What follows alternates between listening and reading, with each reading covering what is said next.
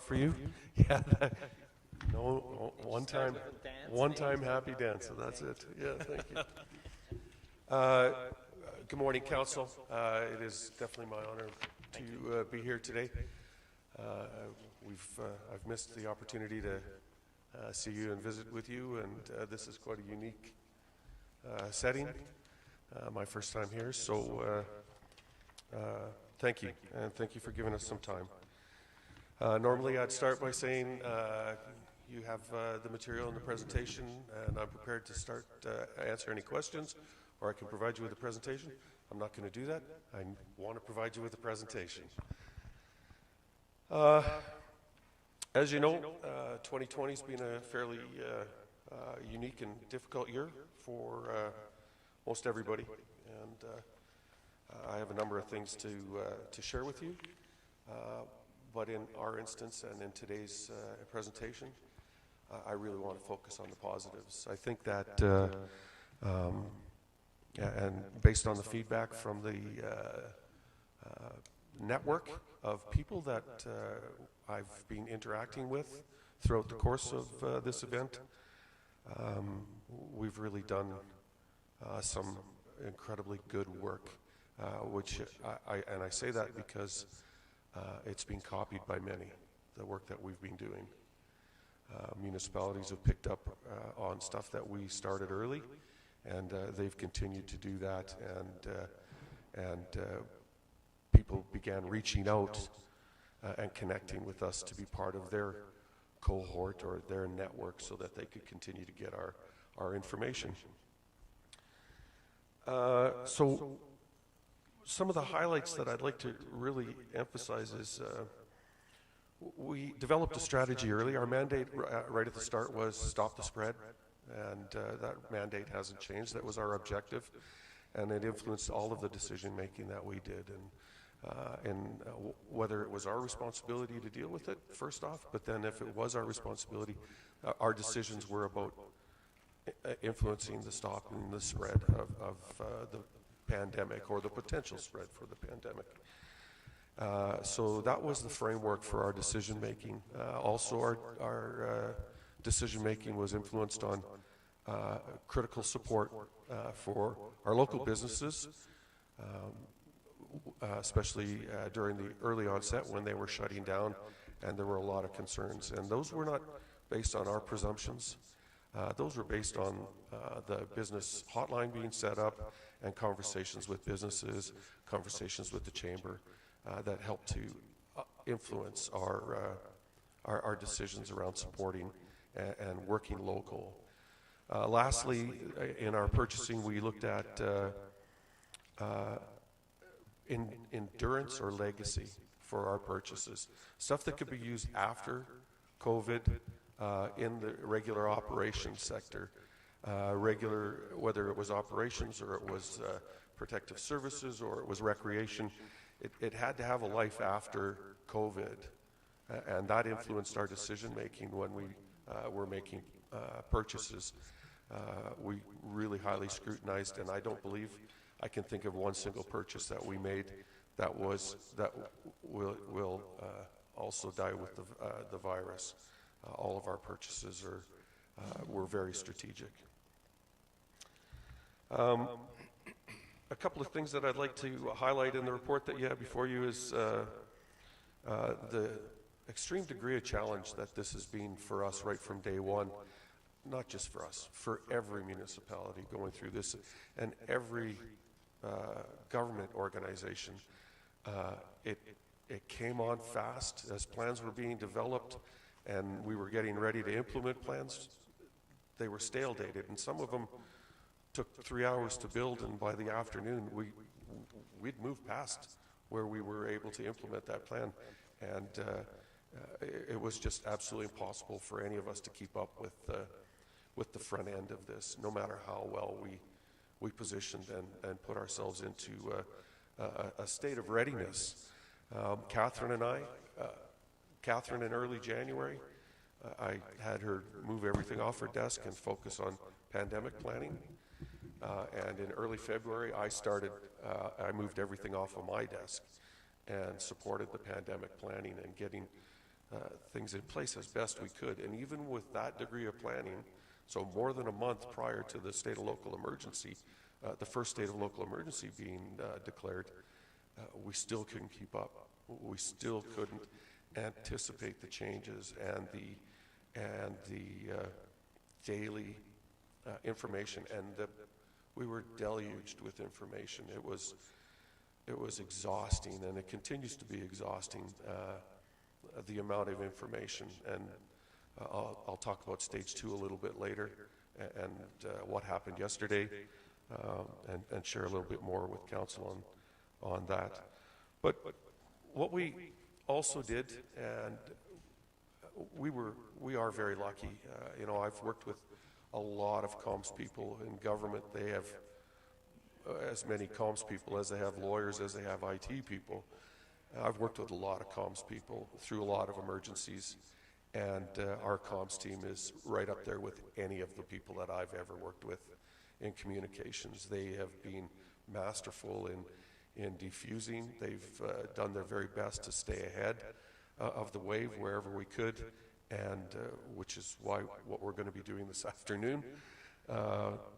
And early on, we agreed that there would be we would always be looking for a made in Strathmore solution. You know, so when everybody was shutting down, and I'll give you a couple of examples, they're in the report, but I do want for public record to speak to them. You know, when this started, and the only thing that people could really do was get out and walk their dogs, the concerns about the dog park being so full. Well, you know, we didn't, the alternative was to do more enforcement, to maintain physical distancing. Well, we didn't do that. We reached out, we talked to a partner, an obvious partner, because where's the biggest piece of land that's not currently occupied? And in a very short period of time, we came up with a second dog park. So people were closing things, we were opening new things up. Likewise with the pathways. We read the media, and we're doing social media monitoring, and the concerns about the amount of people on the pathways. Well, we can't build new pathways in a short order of time. We looked at some downtown solutions and one-way roads, and we built some plans around that. But while we were doing that and preparing for a downtown solution, we reached out to WID and some of the natural pathways that people were using, in spite of the fact that there were no trespassing signs and those type of things up. And the amazing thing about emergencies, and I've said it, is never waste an emergency. There's always opportunities. You know, to develop and enhance a partnership outside of an emergency sometimes can take months, because it moves at the speed of trust. During an emergency, it moves at the speed of both people understanding the intense need to do something, and it doesn't need to move at the speed of trust. So, and not that we don't have trust with WID, but we took advantage of that opportunity, and not just to create a temporary solution, but a permanent legacy solution. We've got trailhead markers up now that you'll see. We've put up new gates to address the WID requests, and those are natural pathways that will no longer be no trespassing. Those are natural pathways, almost 15 kilometers of natural pathways that don't require additional maintenance or other than looking at the signage every once in a while. That's added to the inventory for the town of Strathmore. People were closing things down. You know, the alternative was enforcement or education and enforcement. We took a Strathmore route. We have the canal. We're very fortunate. So we were quite proud with some of those things and the development of some of the partnerships that we were able to enhance, amplify, and support while we were, as we continue to go through that. Another one is, of course, the Chamber of Commerce with the business hotline, and then supporting the Chamber of Commerce and amplifying all of their messaging and getting that out to the public so that the public had that information. We did a map early. The community champions is another activity, and even with those things, they aren't throwaway. They aren't a one and done. We collected data. We identified who's sponsoring, for what, how many times individual organizations have been nominated, because there's a few that had 5, 8, 10 nominations, and to date we have 45 organizations and people that have been identified, whose names are hanging on 5 different, not 5, sorry, they're on 5 different trees, but not all the names are on every tree. It was, businesses were in the downtown tree, between the theater and the bank, and so Catherine and Matt were very strategic in how that came about. So a big success and a big support. I can stop now if there's any questions. I've got a little bit more. Okay, so you have the documents on. I wanted to provide you with some of the documentation that we do, and most of it we do on a daily basis, because for 2 reasons. This was an amazing opportunity for the town to put real life experience into employees and individuals while working in the ECC. From the very start of this, we threw the organizational chart that we had, we threw it out the window. It couldn't work. That's how unique this event was, because all of the people that were identified as section chiefs in our organizational chart were our senior leadership team, who needed to figure out what needed to happen with the town. So from day one, this became an intense learning, teaching, coaching activity in the ECC, and we're the better for it. Our bench strength, as far as emergency management is concerned, is absolutely remarkable. Trent, would be okay if Councillor Montgomery asked a question at this point? Thanks, Trent. I just was wondering, who's the point person for WID contact that built that relationship? David. That's you, that was you? But who is the person from the town that was dealing with the... Can't hear him. Sorry, the question was who was the point person from the town? That was our ops section chief, because once the plan is developed, then it goes into ops and logs for it to happen. If there's procurement, logs does it, and operations makes it happen. So Sean Freeman is the ops section chief, who has made everything happen. He's the doer, and we have a poster that I'd like to try and just as a reminder, we'll need everyone to talk directly into their microphones so the at-home audience can hear us. Thank you. Can you put it here somehow? Because of this unique situation, I didn't have the ability to bring the team in to help you know who the team is, and I really want you to know who the team is, because I'm the front person and I'm the one that whose name's on the documents, but these are the people who are working so very, very hard from the ECC on the town's behalf, on council's behalf, and just doing absolutely stellar job. So some of the highlights, I'm going to breeze through the highlights a little bit because you have that documentation, but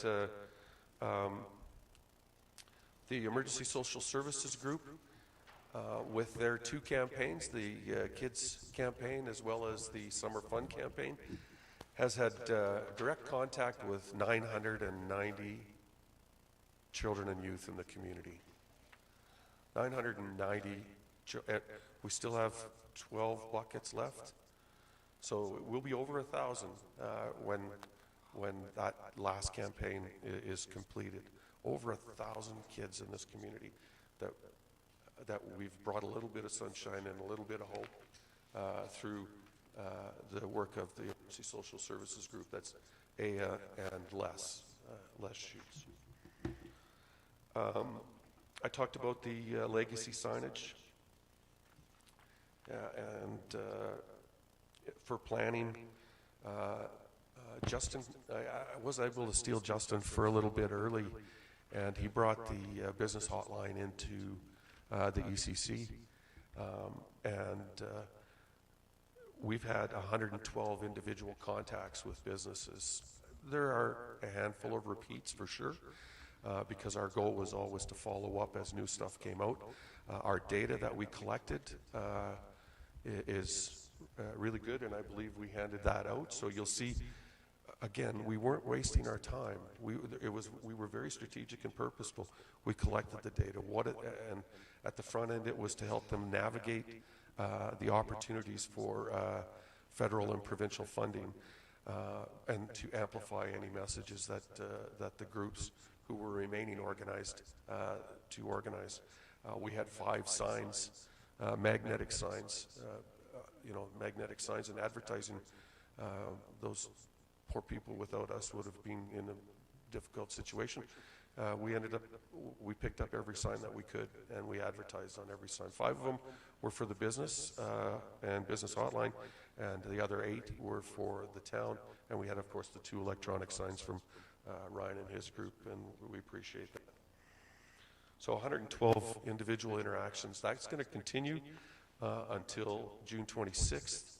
At that point, we'll have 2 weeks of stage 2 to support the businesses that we're anticipating opening, as well as the businesses that were as surprised as we were yesterday with the announcements. And I'll talk a little bit more about that later. Also in the report, you see the communications report and the number of user sessions, page views, just extraordinary. Early on, we talked about, as ECC, strategies and strategic plans that were developed in 2019 that were put on hold because of COVID, that we could reintroduce through our regular process. Communications was one of them. The newsletter was something that Jen and her team had talked about in 2019, wanting to happen for 2020. Well, by about the end of March, early April, we were able to introduce the newsletter, something that will endure past the ECC and past COVID. The mayor, when I was with him a couple weeks ago, made a commitment that the Facebook Live was going to continue after COVID. So another legacy remnant of some of the things that were put together to keep the public informed. And yes, there's always going to be that 5% approximately that we just can't fill that need. But the other 95%, I feel, based on everything that we've seen from social media, are so very happy with the communications that have come from council and others. I do want to point out and address the survey that's been going on, and will go till June 28th. When Jeff first talked to me about the survey and started brainstorming on that, he said at that time he was going to be happy if he got 100 or 200 people to respond to that survey, because it would be close enough to be able to have data that is reliable data. As of today, we have 525 responses and more than 2 weeks left for survey. We captured all kinds of data. For those that have taken the survey, we've captured so much data that we will be able to support and influence thinking and decision making going forward that will be for you as a council. And one of the examples is the business relaunch and some of the questions around customer expectation. We can inform business what customers expect when they come into their business. Do I wear a mask? Do you wear a mask? things like that. So we can provide that information to business and say, here's what your customers are saying on this reliable survey. If you want to manage and meet their expectations for their safety and have them come back, and we've got that data. As I mentioned, it closes on June 28th. Jeff has said that 1 week after that, he should be able to do the data analysis, and we should be able to provide council first with the data in early July, and then after council has received the data, then we can post it, and it'll be public access. I've provided you with the communications lists. Trent, we just have another question. Yes. Councillor Montgomery. Thanks, Trent. So just with regards to the survey, I took the survey and I found that some of the questions, the way the questions were worded, didn't allow for. So, for instance, there was a question about the level of communication coming from the town, and it was like there was it was kind of either met expectations, exceeded expectations, or didn't meet expectations.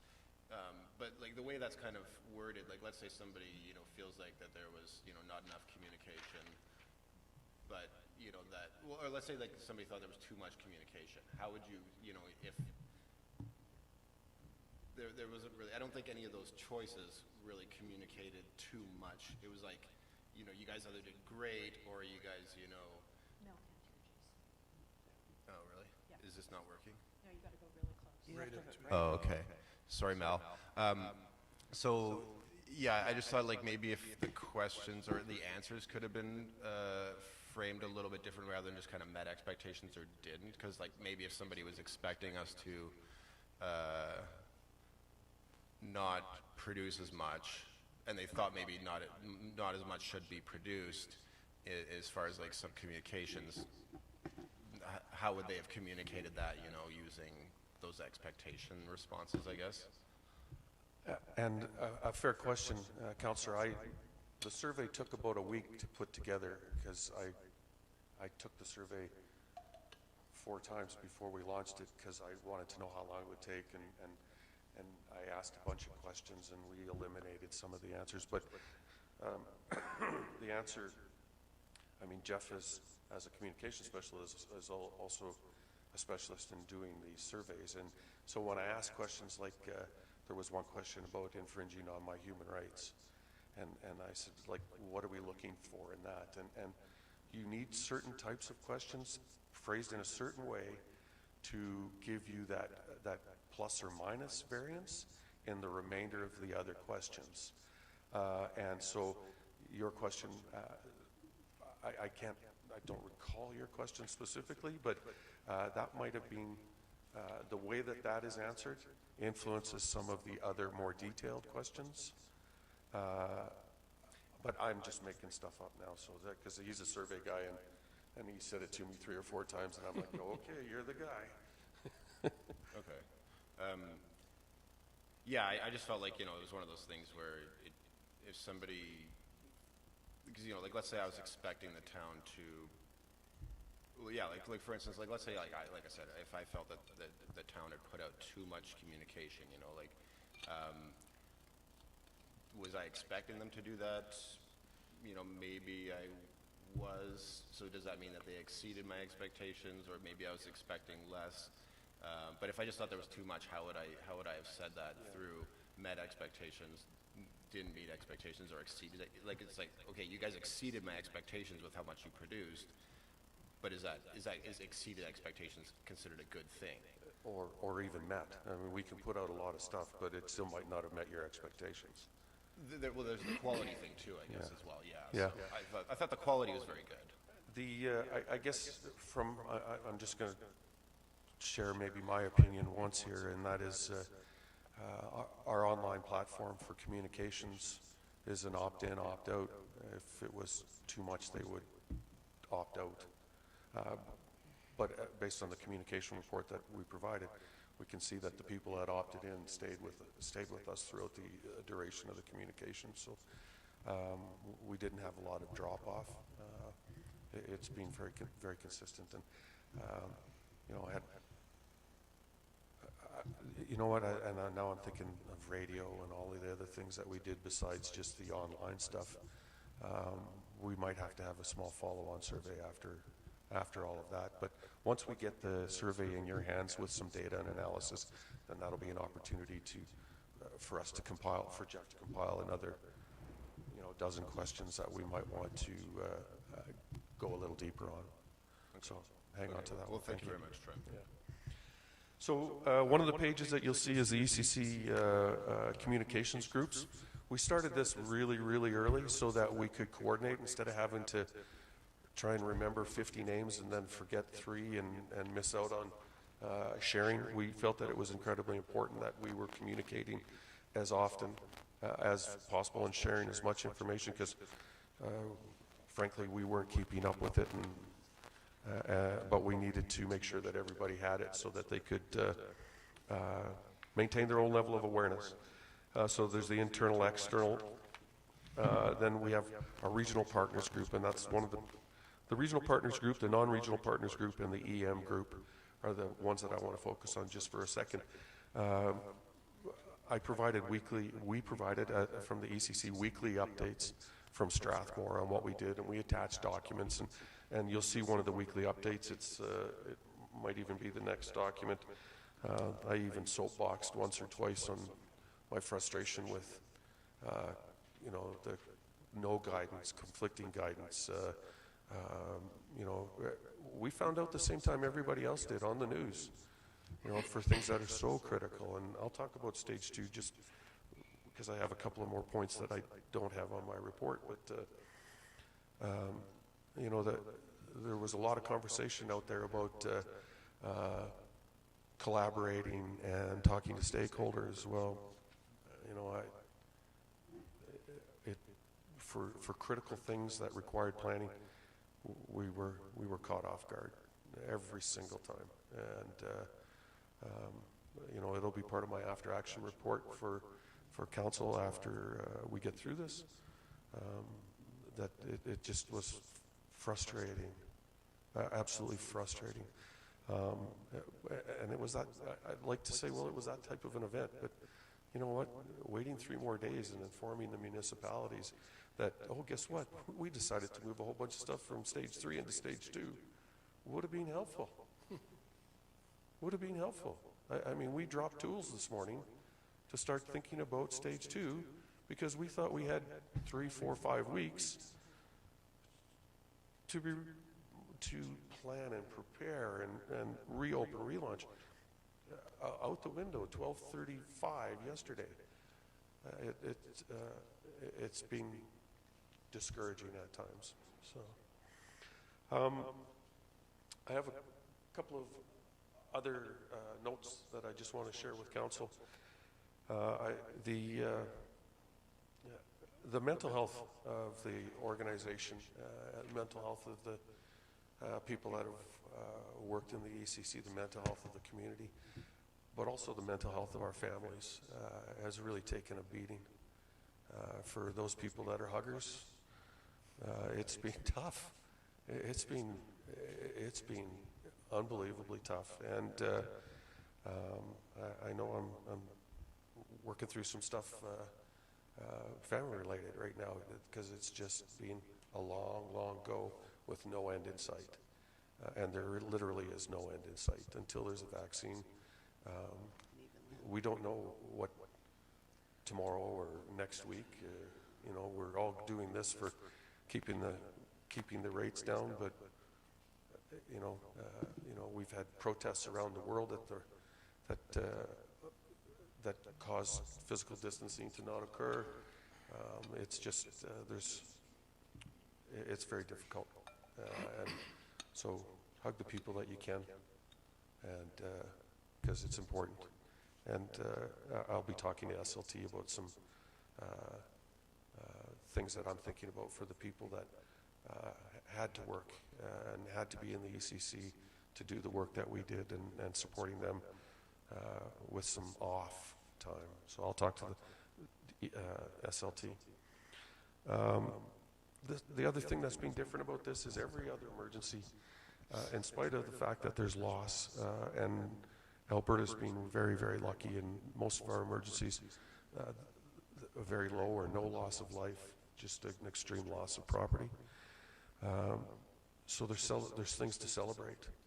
When you start coming back out of it, you see the end, you're demobilizing. You start to pick those things that you can celebrate, and you can, I was there, we did that. There's nothing like that for us. There's absolutely nothing like that. It's just pressure, pressure, pressure, pressure. And it's fair. That's the way this event is. But we see no light. So, you know, there's, you know, our measure of success is the fact that we've practically pitched a no-hitter or pitched a shutout. No, not pitched a shutout, had a shutout. But that's not success in the eyes of the public. That's like demand, demand, demand. And rightfully so. I can't argue with data. I'm kind of a fan of data. But, you know, that's our success, but we can't celebrate it. You know, it's just a completely different event.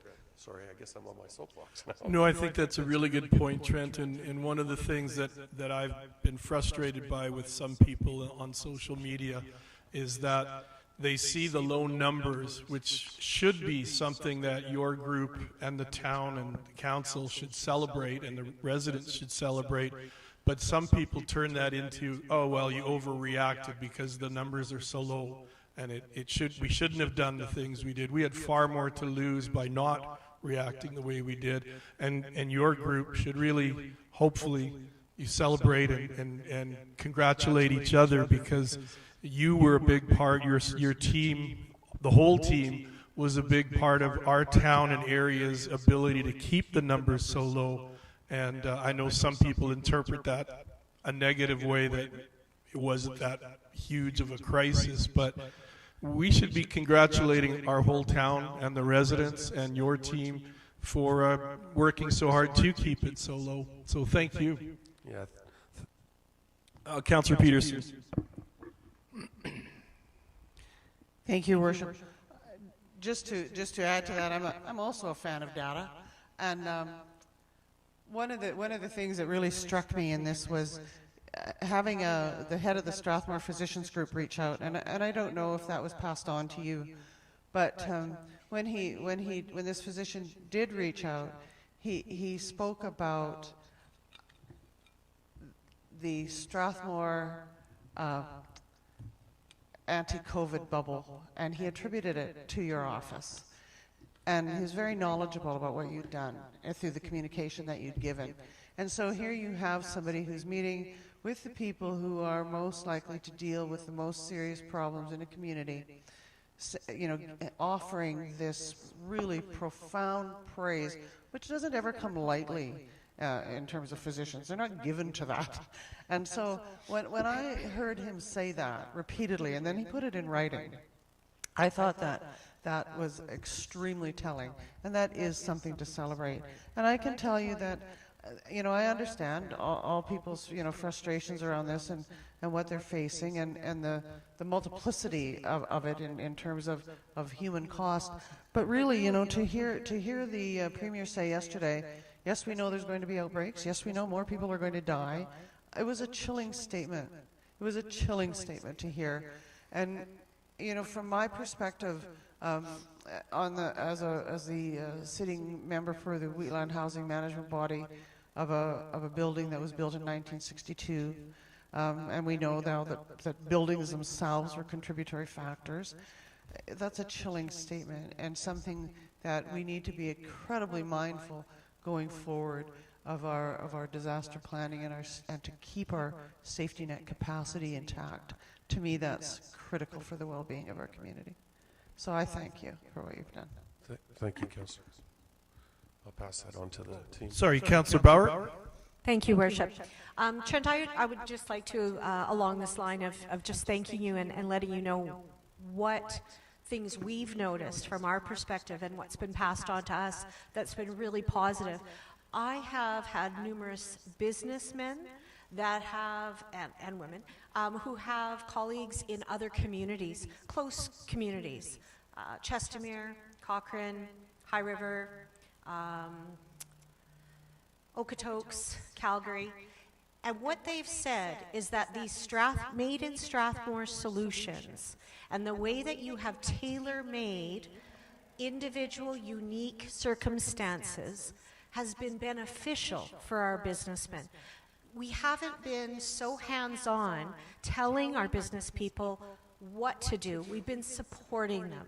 And so when our bylaw officers come in to check things, they're not undoing what the province is telling them to do. And so I'm hearing that other municipalities are enforcing greater rules or changing what the province is doing in their municipality. And so a business, for example, a restaurant, will get all set up and have their tables, and then the bylaw officer will come in, or the inspector will come in and change everything. And it really puts some of these other communities in a little bit of a uncomfortable situation, but it's not happening with our businesses. And I'm really proud of that. I'm really proud that we really trust and support our businesses rather than telling them what they should do. And so I really want to commend you for that, because that just allows us to work in partnership with our business community, and it's going to allow them to become more resilient. Thank you. Thank you, Councillor. It was important. Everything that we did was, we felt, everything that we could make a legacy was a legacy. Opportunities to develop and enhance relationships that would endure past this. You know, I've seen it in other emergencies, how those relationships endure and flourish after, if you give the time and commitment during. So everything we touched, that was our focus. So thank you for that. Lastly, Council, I'd like Councillor to... Sobel, sorry, Trent. Sorry, Councillor Councillor. Sobel. I looked down. I'm sorry to interrupt you, and I know you're not done, Trent, with your report, and apparently we're all going to step in here, which is good, because we're on a point, we're on a subject that I think is really important and needs comment on. And that's our response, basically the town's response through you folks to this pandemic. You know, we forget here, and I think it's been commented on already, we forget here already that in our world, and our world is not that big, it's not as big as it used to be many years ago. We can travel just about anywhere within a day. There has been 7 million cases of COVID, and at this time just over 404,000 deaths. You know, there's no crystal ball here. We don't know how hard we were going to hit our neighbors to the east of us, an hour and 15 minutes. 1,117 cases, 9 deaths in the Brooks area. And people can turn around and say, well, that was because of the employment and all that kind of stuff. But community spread was actually responsible for most of those cases. So and that can happen here. So the efforts, it took a big effort to keep our numbers to what they are. And people, I think, are forgetting that. And it's important to remind people that, one, that this is not over, and two, that we could have had worse results very easily if not for the work that was done by your group, but more importantly by our community, because they took it seriously, and that just leads me to that last point I want to make, and that's in regards to communication. This was a crucial part of this whole process. It was communication, and if I've seen any consistent comment in social media and in comments to me, it was an appreciation for the communication that was sent out. People were ecstatic about the level and the amount of information that came through, because you know, this is, I mean, I just pray to God that nobody's ever going to see another one like this in our lifetime. You know, I consider myself so fortunate to have missed the world wars. I was born in '54, went through this this life of 65 years where basically it was, free of any real serious dilemma that, or world action that affected everybody. And then boom, along comes COVID.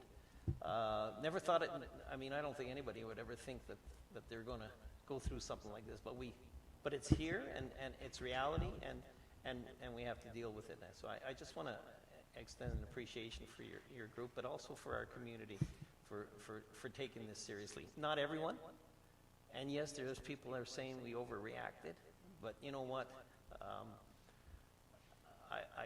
I'd rather overreact in a situation when you're dealing with a pandemic of this type. So thank you very much. Thank you, Councillor, and you've hit the nail on the head, as have all of you as council.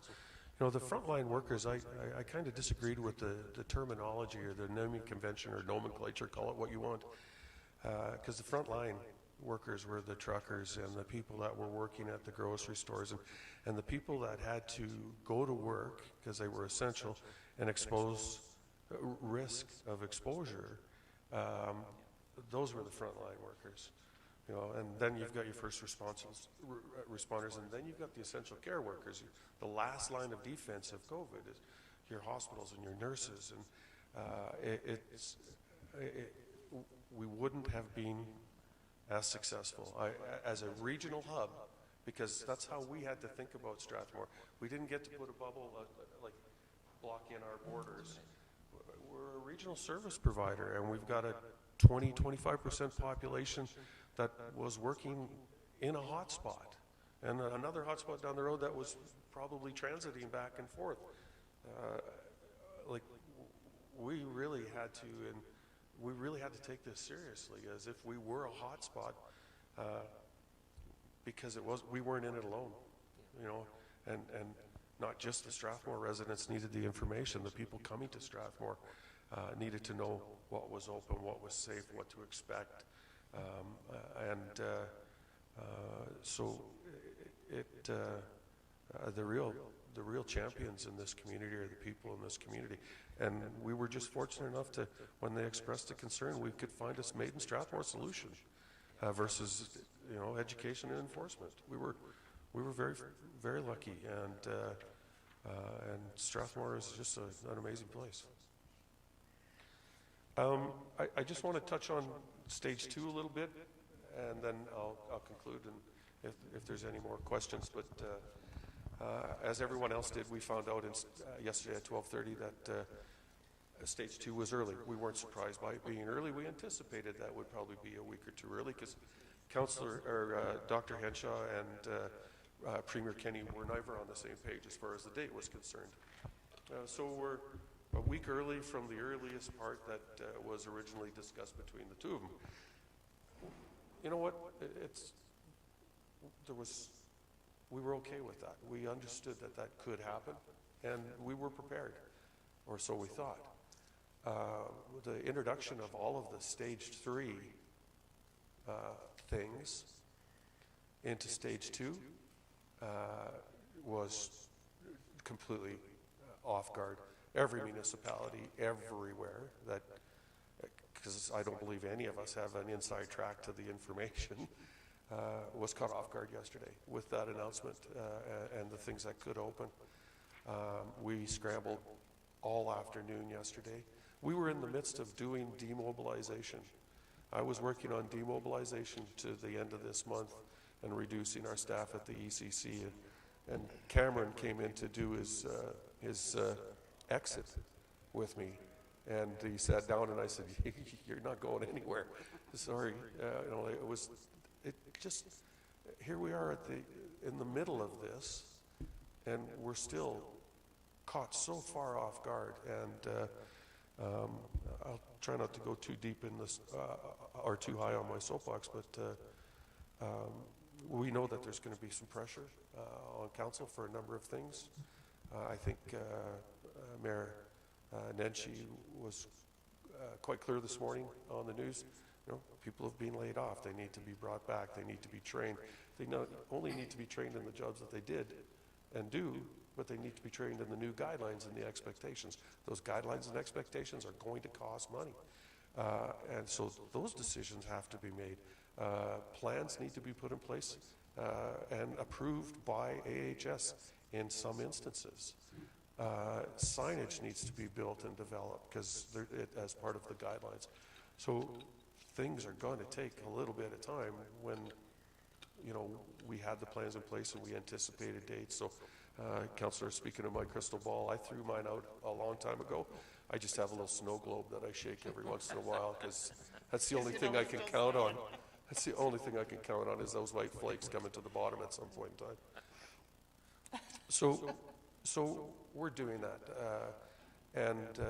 but it's going to be different this time because this impacts the entire municipality and all of SLT, and SLT has to, they're the drivers between to reopening and relaunch. So we'll be supporting them and doing our very best to identify potential low-hanging fruit, I will call it, that we might be able to do earlier than later. But this is going to take some time, and this was just shocking. So, from my perspective. So, I want to conclude there, Council. I expressed my concerns about mental health for everyone, family, you know, including those frontline workers that I mentioned. They've been through a very difficult time as well. We're all in this together, not just in the protection of the prevention of the spread, but also in the need to learn and do things and understand that this is very difficult. It's one of the longest responses, if not the longest response, and continues to be no end in sight. So, thank you. Thank you, Trent. And I think we have one last question from Councillor Bauer. Thank you, Your Worship. I just wanted to ask a question in camera before we... We're not in camera. Oh, we are. No, we're in committee. We're in committee of the whole. We're in committee of the whole. Okay. So I can ask this. I'm trying to have a better understanding of the Emergency Management Act and the process around declaring the state of local emergency that we did on March 16th. I've gone back through the minutes, and my question might be for admin or legislative services, but I don't remember council voting publicly to declare the SOL. Can I have clarification on how that works and what our role was and why it was done the way it was? So the Emergency Management Act is meant for for things to happen quickly, and I'll use the term nimbly. There is no requirement for council as a whole to be brought together to make that decision, because it would not happen in a timely fashion and things would not occur. It's identified in the Emergency Management Act that it's mayor and a councillor, it's two councillors, like there's a progression right to a councillor and the CAO if the declaration is required. So the need for council to make the decision was never intended in the Emergency Management Act, or it would have been an epic failure everywhere, and the act would not function the way that it's intended to function. It has to be nimble, it has to be fast, it can be over the phone so that things can start and then documents can follow. But it's not a decision of council. It's two representatives of council, or worst case literally, a member of council and the CAO. And I think our CAO, James Thackeray, has a comment. Yes, thank you. Just to support what Trent is saying, Councillor, through the chair, the intention of the EM bylaw that we have is council's action. So council has taken action through the bylaw to establish the parameters and edges and process of how we declare a soul. So and Trent is correct, and both of us have been through different scenes, but it's virtually impossible to get a quorum or majority in council together in some circumstances, and so it's much from a strategic perspective, it's much more effective to have a decision that council decides is in council's interest, and do that through the bylaw, which we have, and this is why it's set up the way it is. Because it is extremely difficult. There are variations, and if council would like us to review the bylaw as part of the lessons learned, I'm sure we'd be totally fine with that. And from my perspective, I've learned a ton of stuff from this whole pandemic. I've learned a ton of things from Trent, and I'm entirely grateful to him for everything that he's done, and as well as our whole senior leadership team has just been outstanding. It's been incredibly, to go through another major event has been no short of something that's been epic, and the people that we've trained up and the lessons learned, the experience, as Trent says, we have a huge bench strength, and that I don't want to lose that, as you say, a golden opportunity in an emergency. So we are much stronger as a result of this, and I also want to thank council for your support. Very grateful for that too. Thank you. I will also add, during this time, for us, we've been sharpening our tools in our toolbox. So the Emergency Advisory Committee, going forward, as we can reconvene, will be bringing all of the plans, the old ones, the new ones, and the sharpest one in the toolbox, our pandemic plan, to the Emergency Advisory Committee, and then from the Emergency Advisory Committee, those things that require council policy decision making will come from the chair of the committee, Councillor Bauer, back up into council, and one of them will definitely be the bylaw. I just want to clarify that question was in no means trying to insinuate that I didn't think that the process did not work or that it wasn't followed. It was just my understanding. I just wanted to know that that you were able to make that decision on your own, and that it needed to come from council. So one of the things I did as the executive director and fire commissioner with the province was redraft the Emergency Management Act back in 2013, and we added search and rescue, but yeah, the Emergency Management Act is like many acts, it's thin, and then the regulations are supporting. And one of the first things that the Emergency Management Act says is a municipality must do these things. And one of those things, probably the top thing, is the advisory committee, the agency, and a bylaw. And the bylaw is as the marching orders and the council. That's council policy with the bylaw approval for how a DEM, what you should expect from the DEM, and what I need to get from council to move forward through an emergency. Thank you. Thank you. Thank you. I think we have a question from Deputy Mayor Corbeil, and then I think it's Councillor Montgomery and Councillor Peter. Thank you, Your Worship. I want to thank the ECC for all their hard work and diligence, and looking at the surprises that have come forward in the pandemic, like the rec centers opening up in a few days, like possibly. That just isn't possible, though. And I kind of was wondering if the ECC kind of had a priority list, I guess, and communications that will be going out talking about, I guess, the issues opening up these rec centers, and the fact that it won't be on Friday. Through the chair, thank you for the question, Councillor Corbeil. So you're exactly right. There's no possible way that it can be Friday for anything. We've got the safety security stuff that needs to be addressed, that needs to be purchased, installed, all of those things. PPE, now that those buildings are reopening, also has to be purchased, and there's a number of things, and that Tracy can probably give you a list, my arm length, of all of the things that need to occur before the public can re-enter into those buildings. We have been working on a priority list, Councillor. We hope to be able to share that with, share some information. We don't want to make some promises and then let people down, council for sure, but the rest of the public. So we're holding our cards a little bit close to our chest, finding out what it's going to take to address some low-hanging fruit, per se. We know that Canada Day and that weekend prior to and after that whole week is important to everybody in the community, and we understand that completely.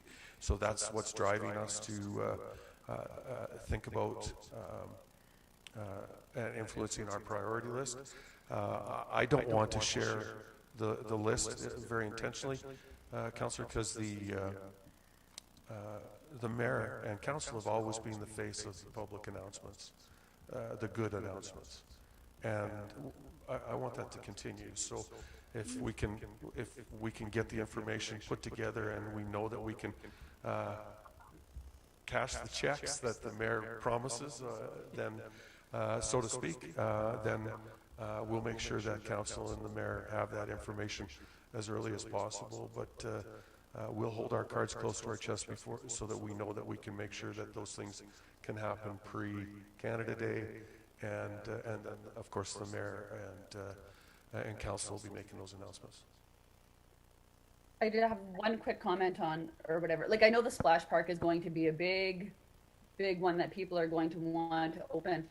Are you guys planning on doing a lot of communication in regards to like the restraints and like the challenges that we're going to face in regards to opening up, just so that, like, I know people hear that we can open up from the government, you know, with 3 days notice, but even physically that's not even possible, because I think about an arena it takes a minimum of a week to have it just ready, like with ice, let alone all the other requirements that they're going to have.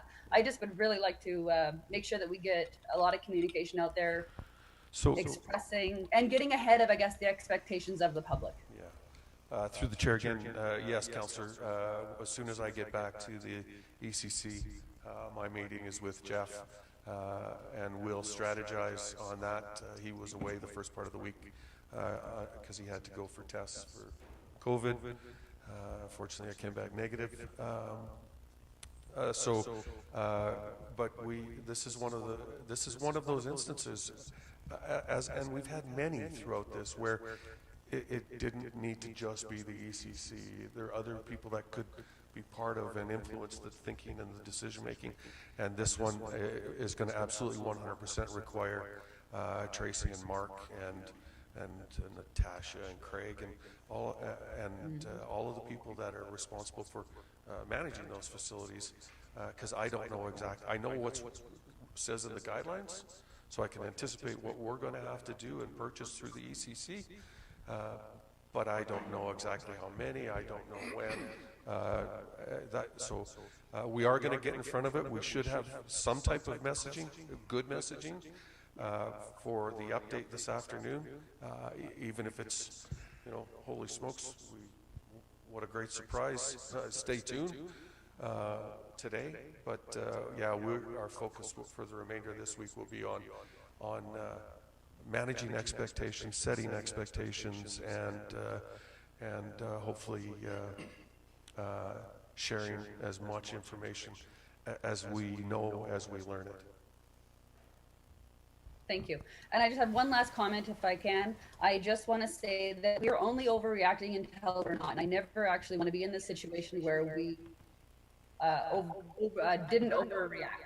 You know what I mean? Like, we're kind of sandwiched right between Calgary and Brooks, and we stayed okay.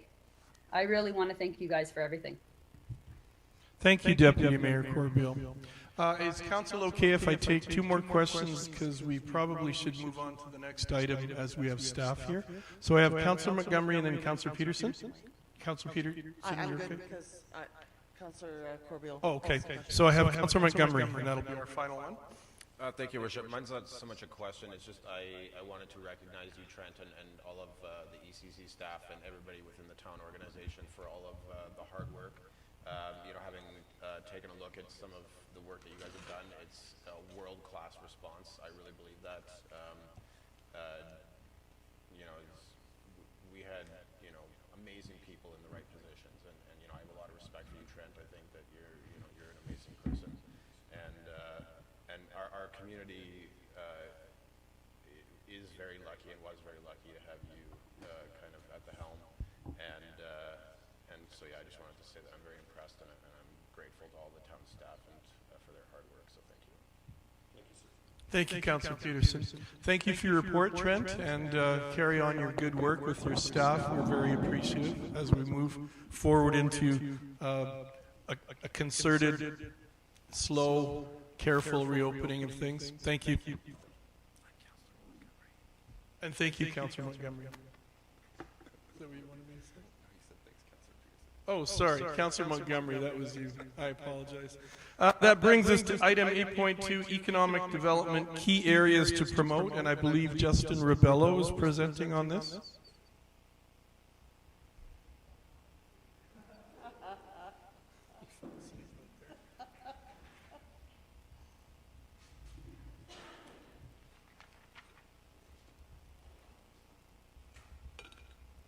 Good morning, Justin, and welcome today.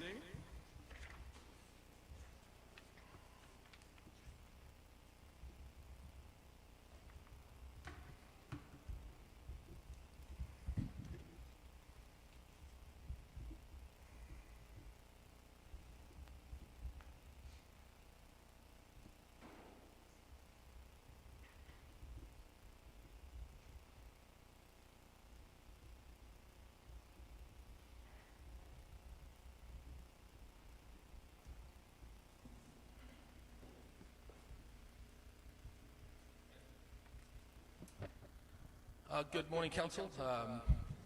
Thank you for the opportunity here to engage with you all again. And this is an exciting journey that we're sort of going with Council here to engage you on the economic development key areas to promote. And the more and more I was sort of thinking about this, that this is really setting a stage and setting some of the pathway as we move forward, really not only with economic development, but also with the MDP, some of the ways that we look at development applications and really the areas that we want to see grow, and really how we work with our developers in the real estate. And so I think having these key areas that we always want to make sure that we're hitting and we're promoting as part of our growth and economic development is really important. So the last time I was here, we reviewed 3 different concepts of the visitor's guide, which will, and Council was supportive on the even more Strathmore approach, is that we really want to capitalize and really promote all the great different types of amenities we want to showcase. Part of the guide and part of some of the ways we want to market and communicate the information is to really focus on some of the actual priority areas. Is, you know, what are the areas we want to showcase? And so a survey was sent to Council about 3 weeks ago that just allowed Council to rank in priority all the different areas. The last attachment on the report is a summary of all the areas, so you may want to just have that as a cheat sheet, so to speak, as we go through the presentation and the survey results. So this is your attachment here, and this list was compiled really over the last year or so. So going back to some of the economic development engagement that has been conducted, the economic development, the videos that have been a really strong success for the town, the Emerging Opportunities event that we held with many of the developing industry and also stakeholders. So a lot of the feedback as to what makes Strathmore special, we tried to combine, and we tried to summarize as best we could. So this was the key areas, some of the areas to promote, and some of the key messages. So the survey first asked Council to rank in order of priority which of the more statements you thought were the most important. So these were the survey results. As you can see, the grow more, the live more, shop more, play more, and the savor more came out on top. The beauty about this, I think, is that there's really no wrong answer.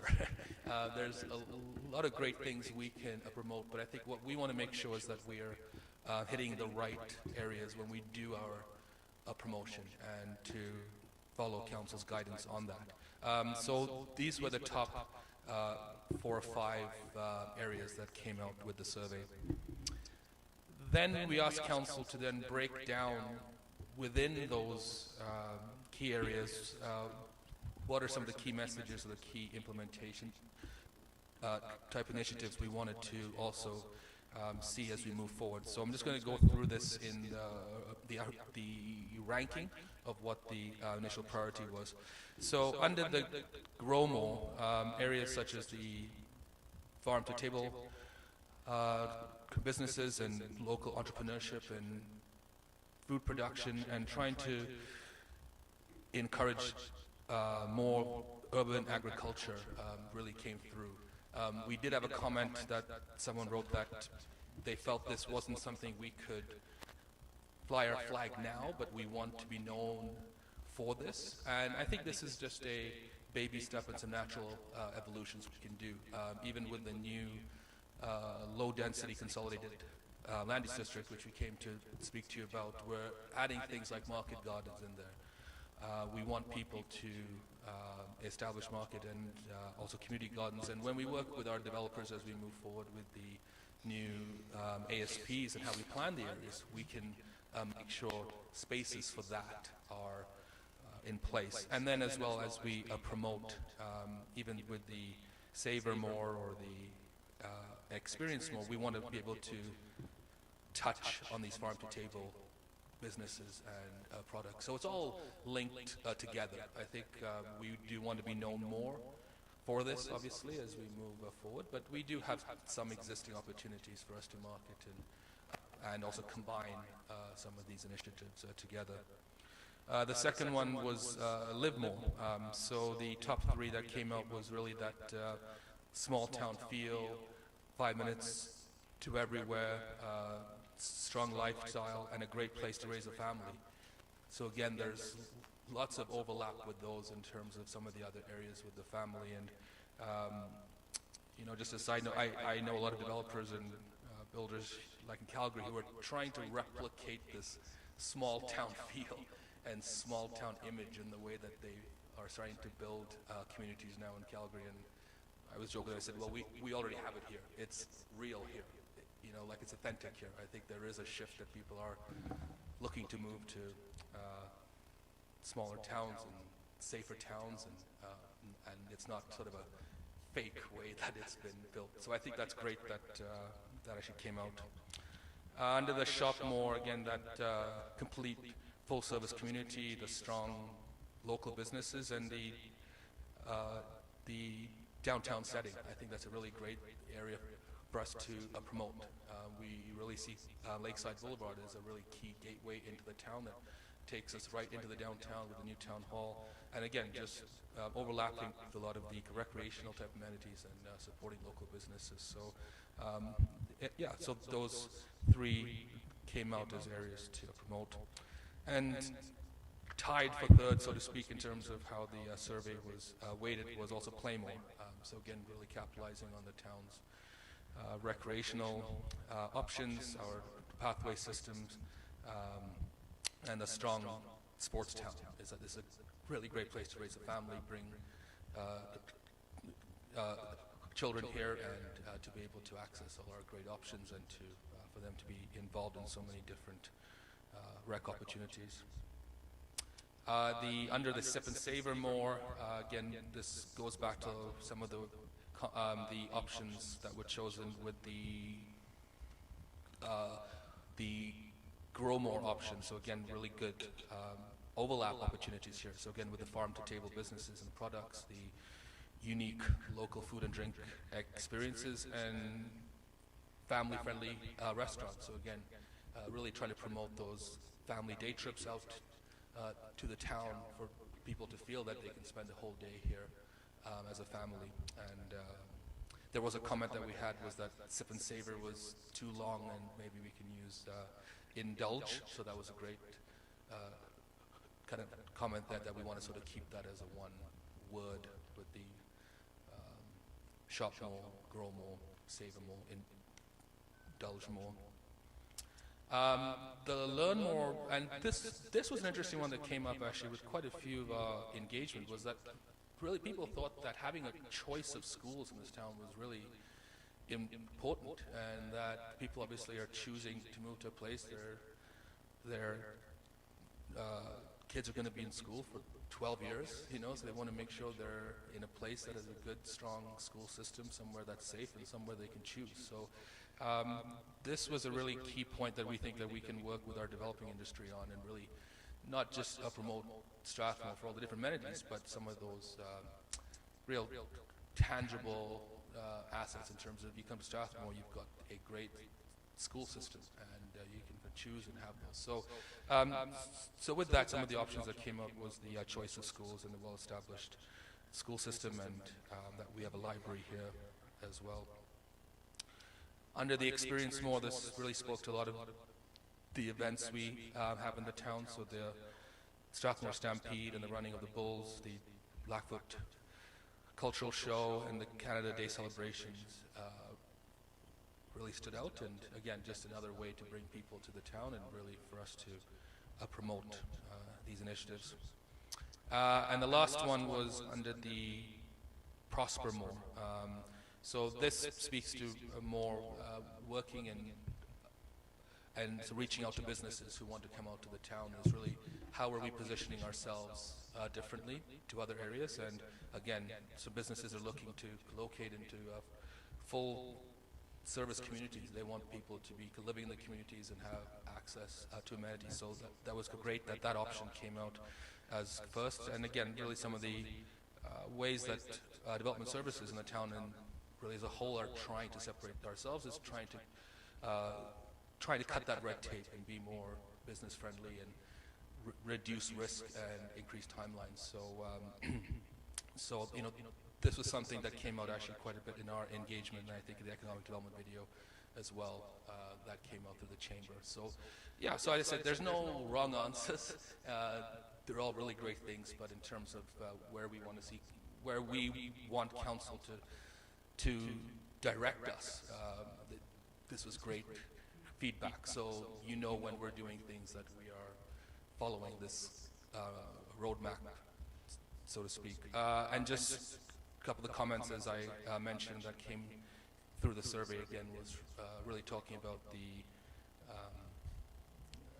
that we want to get to a point that we can brag about all the grow more, but I think there's some baby steps in place and really good things that we can do as we move forward, and the sip and savor to indulge. We can certainly take that under consideration.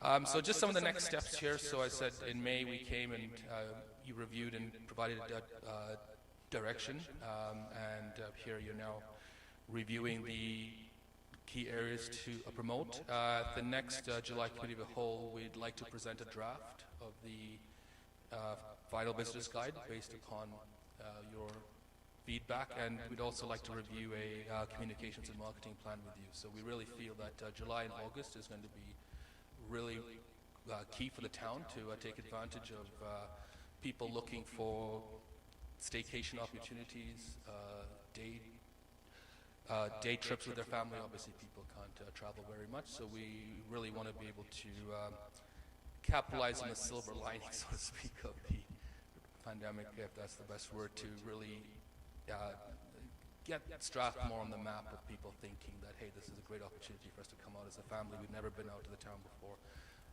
We can't go really too far. It's a great day trip. So we will be working with the group that's putting together the visitor's guide on that plan. So we'll review that with council in July, and our goal is to implement that plan over the rest of the summer, and come back to council in September with a review of the work that was done and some of the benefits of that. So happy to answer any questions or if you did have any further feedback on that.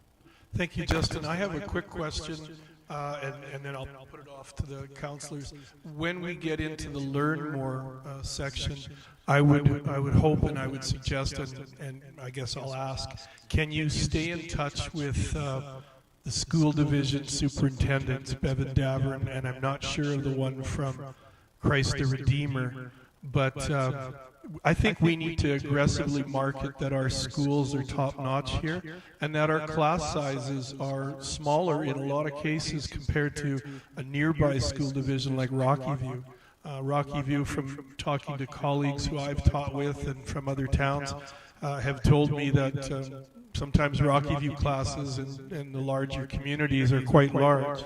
So if you live in those communities, hint, hint, the schools in Strathmore, hint, hint, are much smaller in size, the classes. Did you get my hints there, Justin? Yes, Okay. to the wing. So yeah, if we could involve regularly the school division people, I think that's an untapped area that we can really market for our town. Councillor Sobel? Thank you, hint, hint. Thank you, Justin, and your team for this. I thought it was an interesting way to do this, but I think it's important that we recognize as a council that this is what is and not what can be or what will be. So I'm curious as to whether or not we can go through this exercise on a regular basis, perhaps annually, as council continues to develop a future active program and plan with different directives, different priorities. Be interesting to see if this changes. And once again, the Grow More, for instance, that can look a lot different in a year if our focus is on that and our developers buy into the program. I mean, we have some really great ideas that we've been working on, but they just haven't been implemented yet. It's COVID happened. COVID ruins everything, but eventually we'll get back on that track. So it's just it's a neat way to look at where we are versus where we want to be. So thank you. Absolutely. Thank you, Councillor Sobel. I have Councillor Bauer and then Councillor Montgomery. Thank you very much, Your Worship. Thank you, Justin, for your report. And I would also like to continue on our mayor's words on the Learn More. When I was in Edmonton, we called it the District of Choice. And we very much have that here, with every resident of Strathmore being able to choose where their sons and daughters are able to go to school. We're not forced to go down the street to the local school. And I've just very quickly jotted down what I know of. And I think that it's important that others know that they can come for these types of programs in our area, in our community of Strathmore. French immersion, hockey school, band program, Indigenous clubs and student council, dramas, arts program, United Nations students representation, and international studies. And that's just a snippet. So I think it would be really important if I could ask you and your team to touch base with each of the superintendents, as the mayor has just asked. And let's list those, because we are a district of choice, and that's very... parents in Calgary sometimes have to drive up to and over an hour, or bus their kids on public transit, and have to get permission to send their children to another school. We don't have to do that. And so it's really important to list that for our residents. And I just am very excited about this, because it not only goes with and very much fits in with what Council has done as a strategic vision with our Come Grow with Strathmore, or Grow With Us. And I'm very happy that we're both on the same page and that we're able to go forward together. I love the fact that we're using something as simple as the word more, which is in our name, and we're one of the few in Canada that has this more, which means valley, or big valley, in our name. So let's use that to our advantage. And I would love to find out whether or not there's any grant money available to maybe put a big statue when we come into Strathmore of a big s'more. I really would. I heard that Drumheller just got $200,000 to refurbish their dinosaur.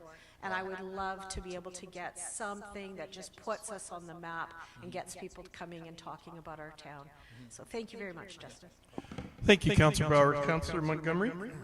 Thank you, Worship, and thank you very much, Justin. One point, I guess, I was going to follow up on Councillor Soldo's point about, where we are versus where we'd like to be. One area that I believe that this community could grow in is in customer service.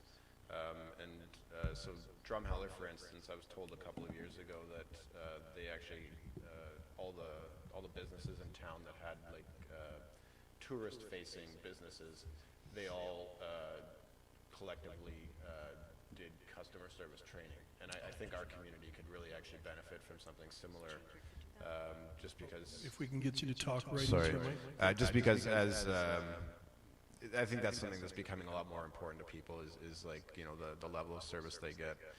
And then the other thing I was going to mention is just from when I was kind of doing the survey and then seeing these results, the phraseology, I guess, or the sloganing, where you could say shop more, play more, Strathmore, and play more, learn more, Strathmore kind of thing, Yeah, right? So I just thought that was kind of something you guys might maybe look into, but otherwise, good work. Thank you. Thank you, Councillor Montgomery. Deputy Mayor Corbeil, did you have any comments or questions? Thank you, Worship. I do have a quick question or comments actually. I like the direction that we're going to go, and I really like the farm to table initiatives that we've talked about, like where we want to go in our strategic planning. And I would like to, I guess, touch base after we've kind of finished ours, but so far I really like the direction. Thank you, Deputy Mayor.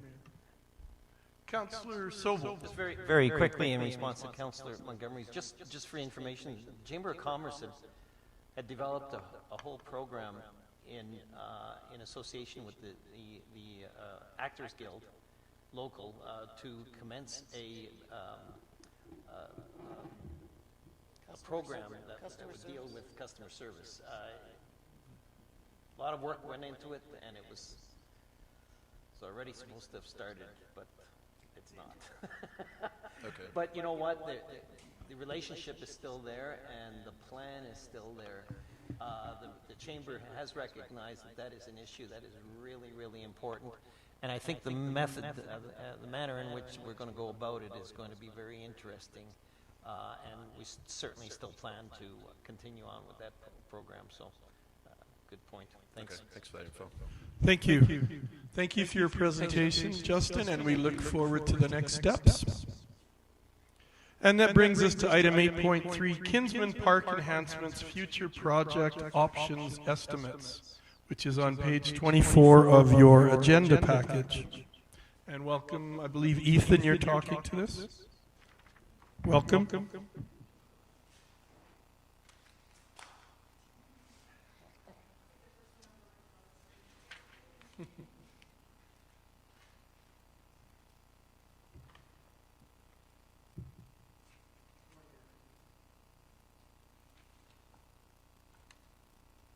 There.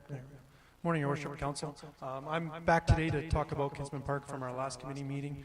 I'll keep it fairly brief because you guys know the background on most of this. What's different on the screen from the last time we met is I've added 2 yellow squares. These are the 2 proposed locations for the seniors facility that's been discussed, so just context of where those line up with the other projects shown. So I can go through that in more detail if you need to later. Each of these projects are expensive in their own. Some of them are more expensive than others. And the best way I thought that we could evaluate the value of one over the other is what is its cost per square meter.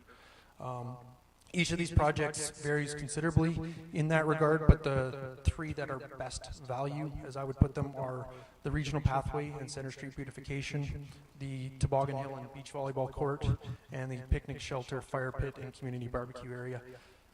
The Toboggan Hill I want to caution because this project should be combined with another one to minimize the amount of fill we would have to bring in to expand that hill.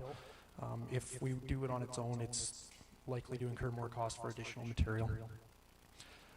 When we look at other projects that are kind of below the average price per square meter would be the entry arbor and that Center Street pathway, and then also the Lambert Park improvements. The rest of them are either over average or more unique in each situation. One not in this list, but I think is probably the solution to an issue that we have in operations is the parking lot adjacent Kinsman Park, the ball diamond. It regularly needs grading every spring. It's quite often closed for weeks or a month to dry out and let it settle again each spring. So this project is in the $780,000, $800,000 range when we talk about everything shown here. That would be asphalt, that would be sidewalks, that would be extending a pathway around the back of the ball diamond and all of that sort of thing. So it could be pared down and brought down to a more reasonable project value, but that's what was shown here and approximately what it would cost for that. So I'll leave it at that and go through questions of anybody's. I can detail specific things or general, whatever works for you guys. Thank you, Ethan. I guess my only question or comment would be in regards to that parking lot that is so problematic at Kinsman Diamond. For 10 months of the year, that is used as a parking lot for students at Holy Cross.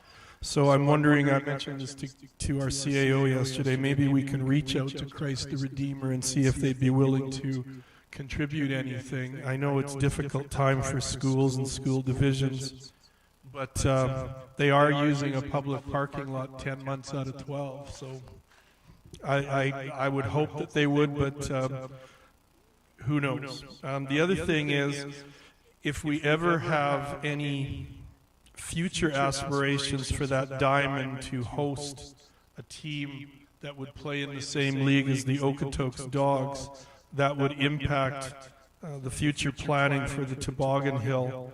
So that's something that we would have to look at as a council if we want to entertain the concept of attracting or getting a franchise here, and we want to use the current location which we've put money in to improve. That would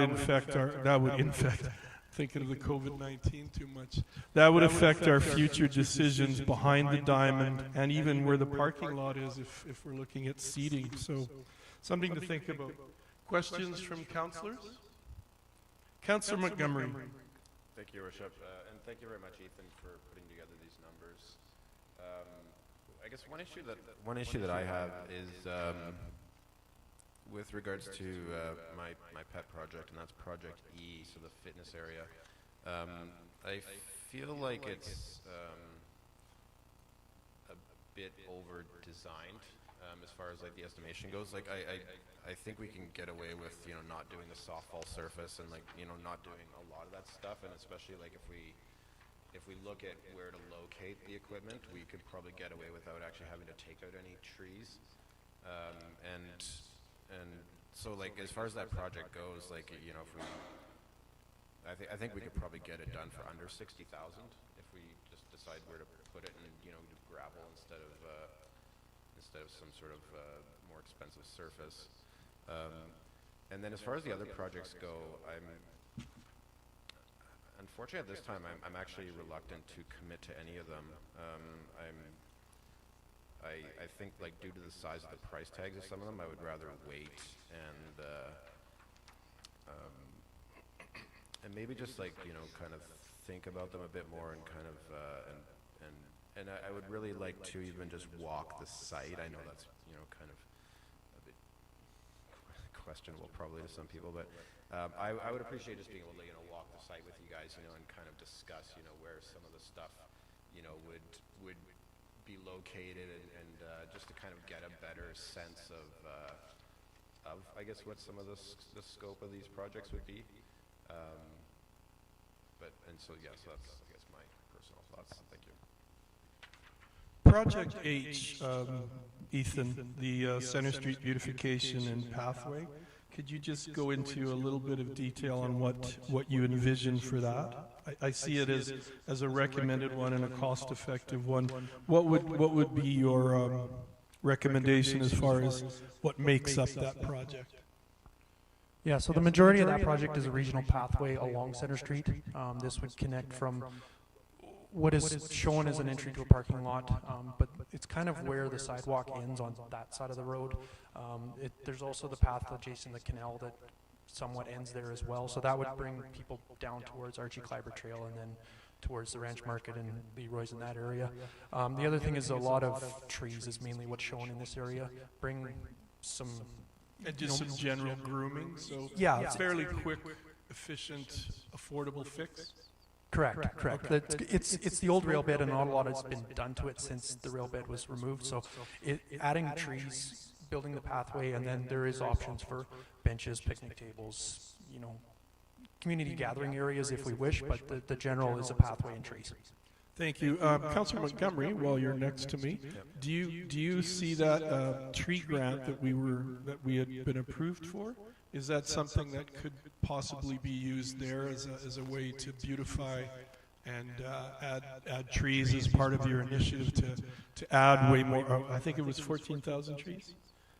Could that be part of the Center Street Park beautification? Well, so the grant the way I applied for the grant, it was using the Center Street Park area as the kind of the project area. We would have to check with the people that awarded us the grant just to see if they would be fine with us moving off of that location at all.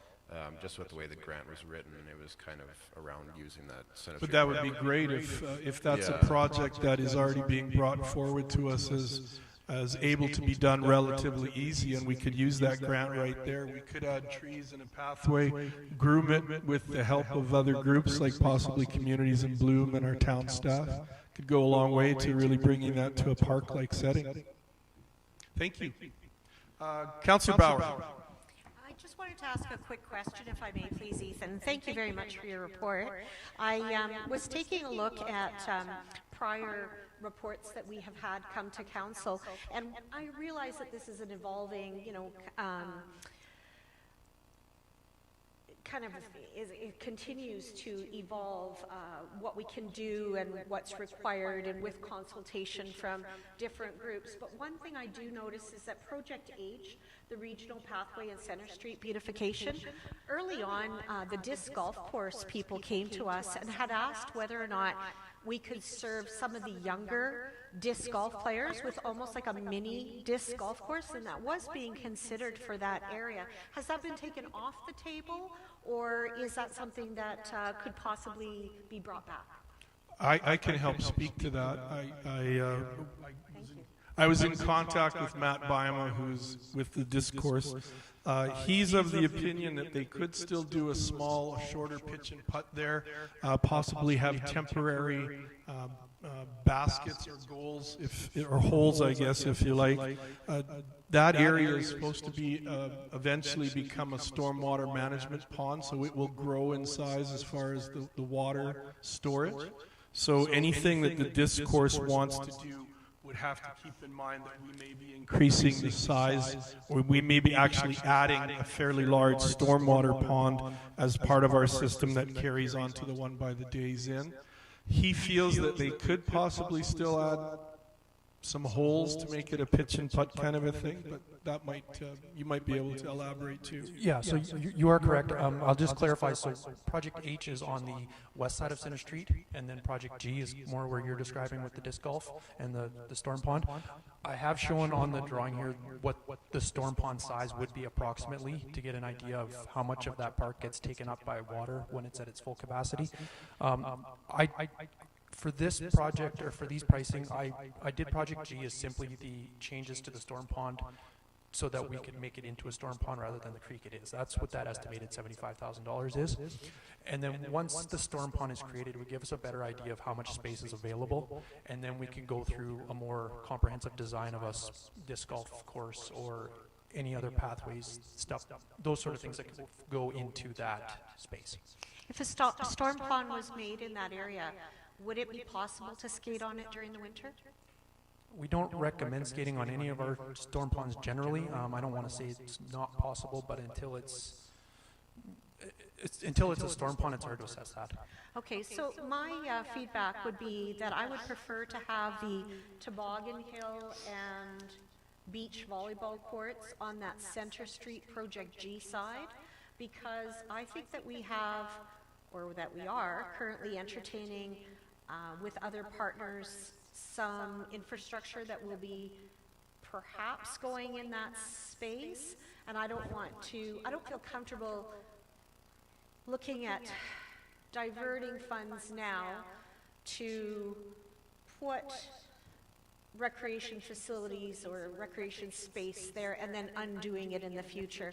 So I think we have a lot going on in Kinsman, and I almost think that it's a little crowded. So I would like to see us extend that onto the east or west. No, I don't even know my directions. The east side of Center Street, and that be, you know, even if we could, you know, for a year just dump gravel and that kind of thing, or whatever we need to do in order to make a proper hill and make it a really good one, like bigger than Dinosaur Hill, so that the kids could really use it and have lots of space for it to be safe and that kind of thing. So that would be my preference. Thank you. Thank you. I think we have a question or a comment from Deputy Mayor Corbeil.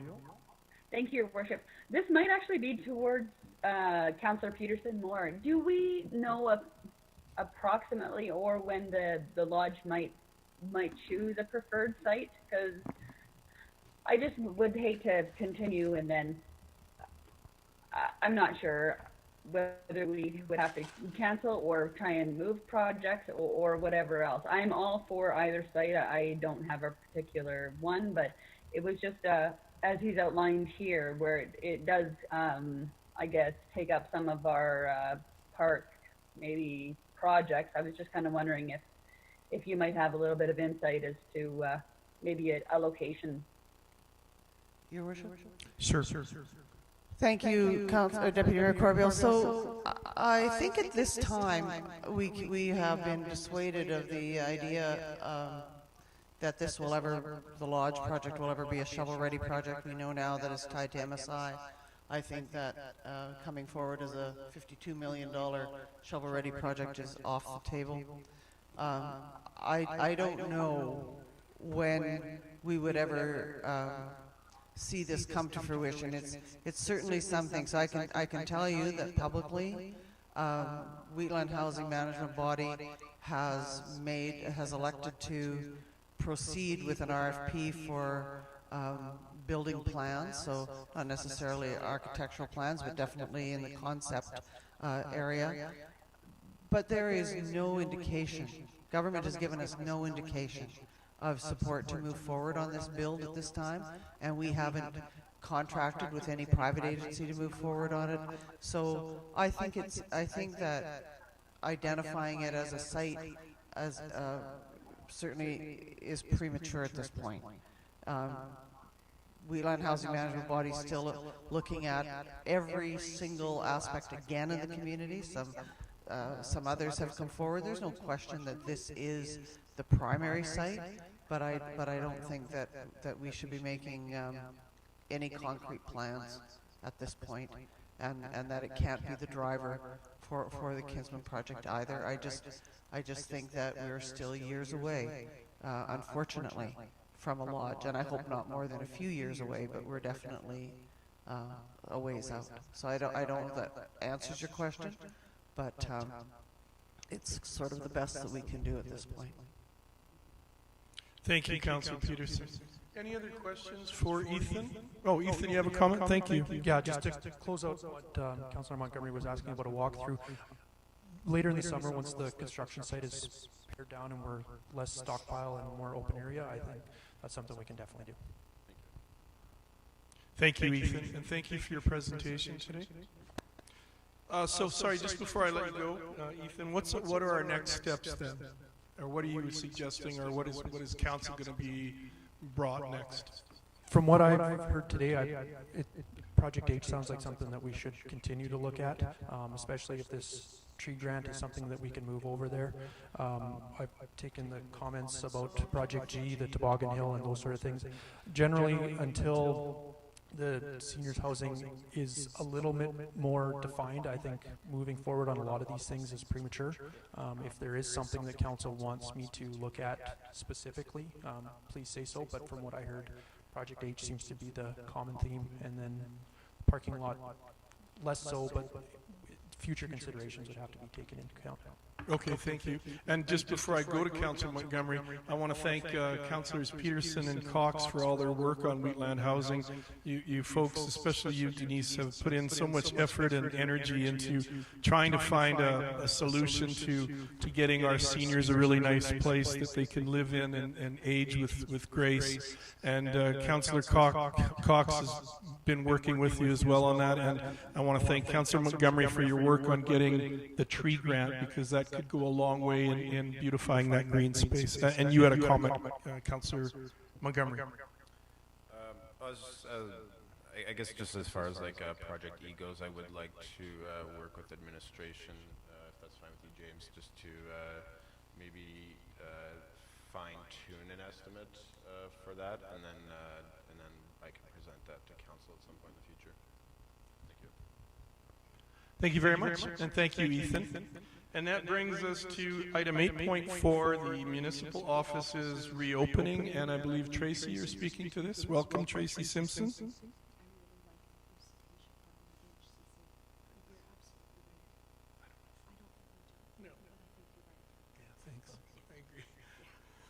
should just set up like a toll parking lot there. Security. Welcome, Tracy.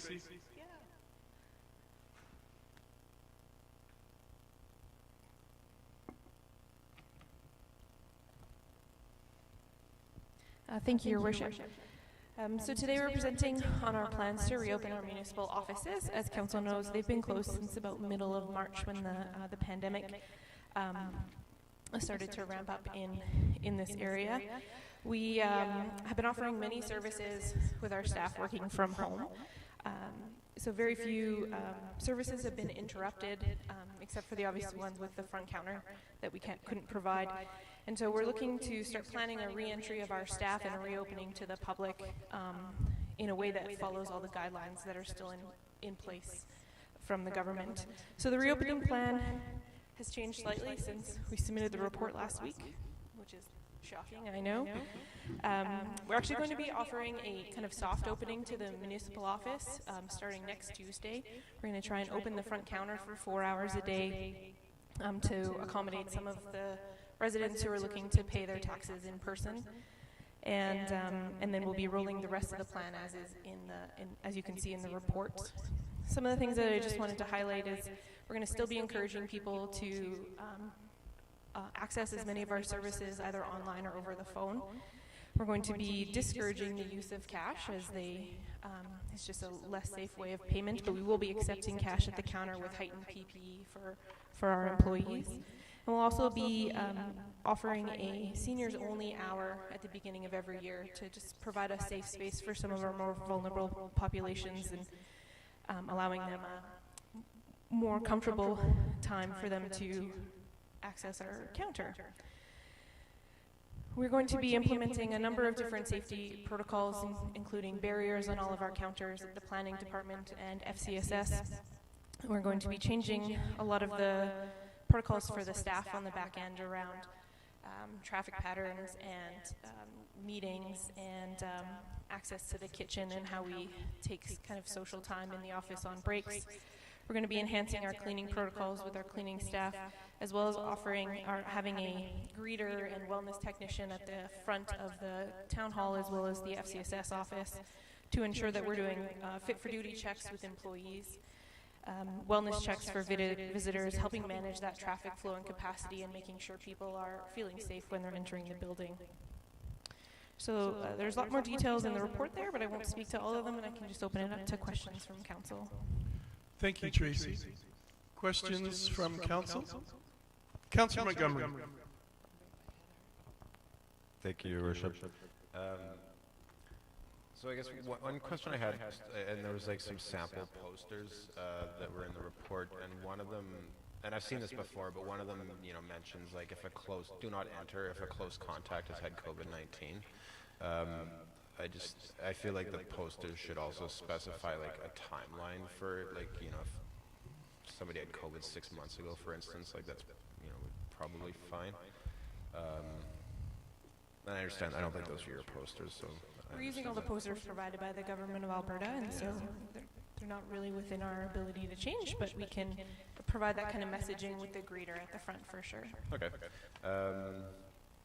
Oh, and the other thing I was going to mention is, like, I totally agree with having a seniors hour for access. I was wondering if we could open it up to just any population that is at risk, like immunocompromised or something like that, could be included in that. Councillor Peterson, Councillor Montgomery, sorry about that. We can definitely look at that and work with our comms team on how to message that to the public for sure. Thank you.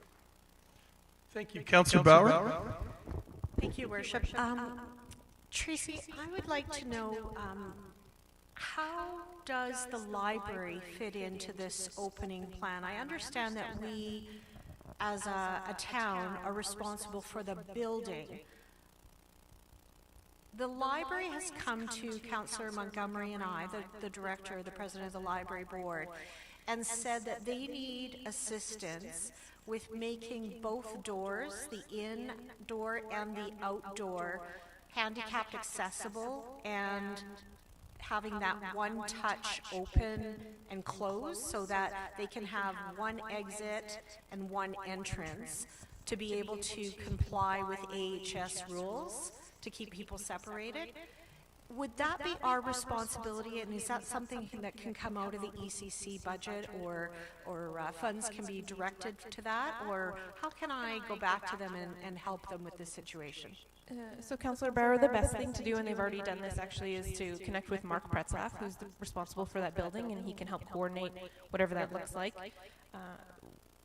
Retrofitting a door with the electrical components may be a little costly. We're just not really sure, and so we've already talked to them about it, and we'll hopefully find a solution. It would be our responsibility because it is our building, but it may not be. It may be a price point that we may have to talk about. So we're still looking into that, but we have connected with them, and that's the best avenue, is for them to work with Mark directly. Okay, thank you very much. Thank you, Councillor Bauer. Councillor Sobel. Thank you. Thanks, Tracy. Council Chambers, I understand, is limited to 8 persons in the room. Is there going to be a reconfiguration? Is there going to be a reconfiguration of the seating arrangement? Yeah, thank you, Councillor Sobel. So with the announcements that came down yesterday, we are going to have to look at some changes to meet the new guidelines, and we may be able to increase the capacity in council chambers. I was just talking with Ms. Watsky about what it would look like to return council to the chambers with public or without public and staff, and so we're going to relook at that with the new guidelines that came out and bring forward a new plan on council chambers. Thank you. Thank you. Any other questions? Deputy Mayor Corbeil, do you have a question at home? I don't think so, actually. It looked decent to me. I do on the next section, but for this one, no, I'm good. Okay, thank you. Yeah, the report is very, very thorough, and you folks really have put a lot of time into making sure that as we open, it's in a phased process, and you're protecting our residents who come into these places, as well as our staff. So you and your staff who've worked on this are to be commended. Thank you, Your Worship. I'll pass that on. Thank you. And I guess is that it for this section then? Are you on the next one as well? Oh, yeah, sorry. 8.5 is recreation reopening preliminary plan. Thank you, Your Worship. So as everyone knows, yesterday with the government announcements has now changed kind of everything in terms of how we're going to reopen recreation. So I'll speak a little bit about how much of the plan will stay in place and how much we're going to shift. The announcements yesterday took everyone in our industry a little off guard. I've been talking to some other communities, and everyone is now scrambling to figure out what this means and how can we open, and what opening in the new normal in some of these rec centers will look like. The phased step approach that we've provided in the plan is still one that we want to follow. We want to make sure that on the day that we open our doors to the public and reintroduce our staff, that we're doing it as in a safe and responsible manner. There's a lot more logistics that go into opening a rec center than an office building, and we need to make sure that we are following all of them. We're just now starting to see guides from the Life Saving Society and Alberta Parks and Rec and some of the sport associations like Minor Hockey and Skate Canada on what their regulations are going to be, and that's going to help guide how we reopen recreation facilities. As Trent West mentioned earlier, we will not be opening our rec centers on Friday. They have been closed since March, which means they're empty, right? Our water basins at the pool are empty. We have no ice in our rec centers, or in our hockey rink, and we don't have any staff capacity right now. And so we're working to put a plan in place that reopens these facilities this summer in a safe and responsible manner. One of the challenges is we were anticipating closures until August, and so we had initiated some capital projects under that assumption so that we wouldn't have to do another shutdown in September. And so in terms of the aquatic center specifically, we're in the middle of a boiler replacement, and so we won't be reopening that facility in the next probably month and a half as we finish that capital project off. So I'm not sure I'll have answers to any of your questions, but I will do my best for any questions that council has. Thank you very much. Questions from council? Councillor Montgomery. Thank you, Your Worship. So if you have a magic 8-ball or a crystal ball, you could maybe tell me what can be expected regarding implications on insurance coverage and premiums. That will be one of the first things that we're going to look at, and I would hope over the next week, maybe week and a half, we're going to reach out to our insurance company and look at those pieces. We're also communicating with all of our user groups to ensure that they know we need proof of insurance upon re-entry because of the way the world is right now. We just want to make sure that those boxes are checked on everyone's side so everyone's protected. Do you think that there's going to be liability possibly for the town, like if somebody contracted COVID in a facility? Councillor Montgomery, that's a great question. I don't know the answer. That's why we'll reach out to the insurance company and probably get a quick legal opinion once we have a plan in place on what our risks are. There's definitely always liability on the town for our rec facilities, whether it's a COVID contraction or an injury, and so we just need to figure out what type of signage and what kind of processes we have to put in place to mitigate that the best we can. Thank you. Thank you, Councillor Peterson. Thank you, Your Worship. So just to follow up to Councillor Montgomery with regards to insurance, and I know that you are going to be completely occupied with the town insurance and the memorandum of understandings with the existing ones. But we also have those ones with Wheatland District Historic Society that greatly impact on tourism and community. And I'm wondering if, and I don't know when that will happen, because I totally understand that, no, I don't understand. I can't even imagine the trajectory that you're on right now. But that will be something that you'll look at into the future as well. I know that what we're hearing from the insurance industry is very concerning. Councillor Peterson, absolutely. We will support any group we can the best we can with the information we get, and support them with the right questions and information that they should provide to their insurers.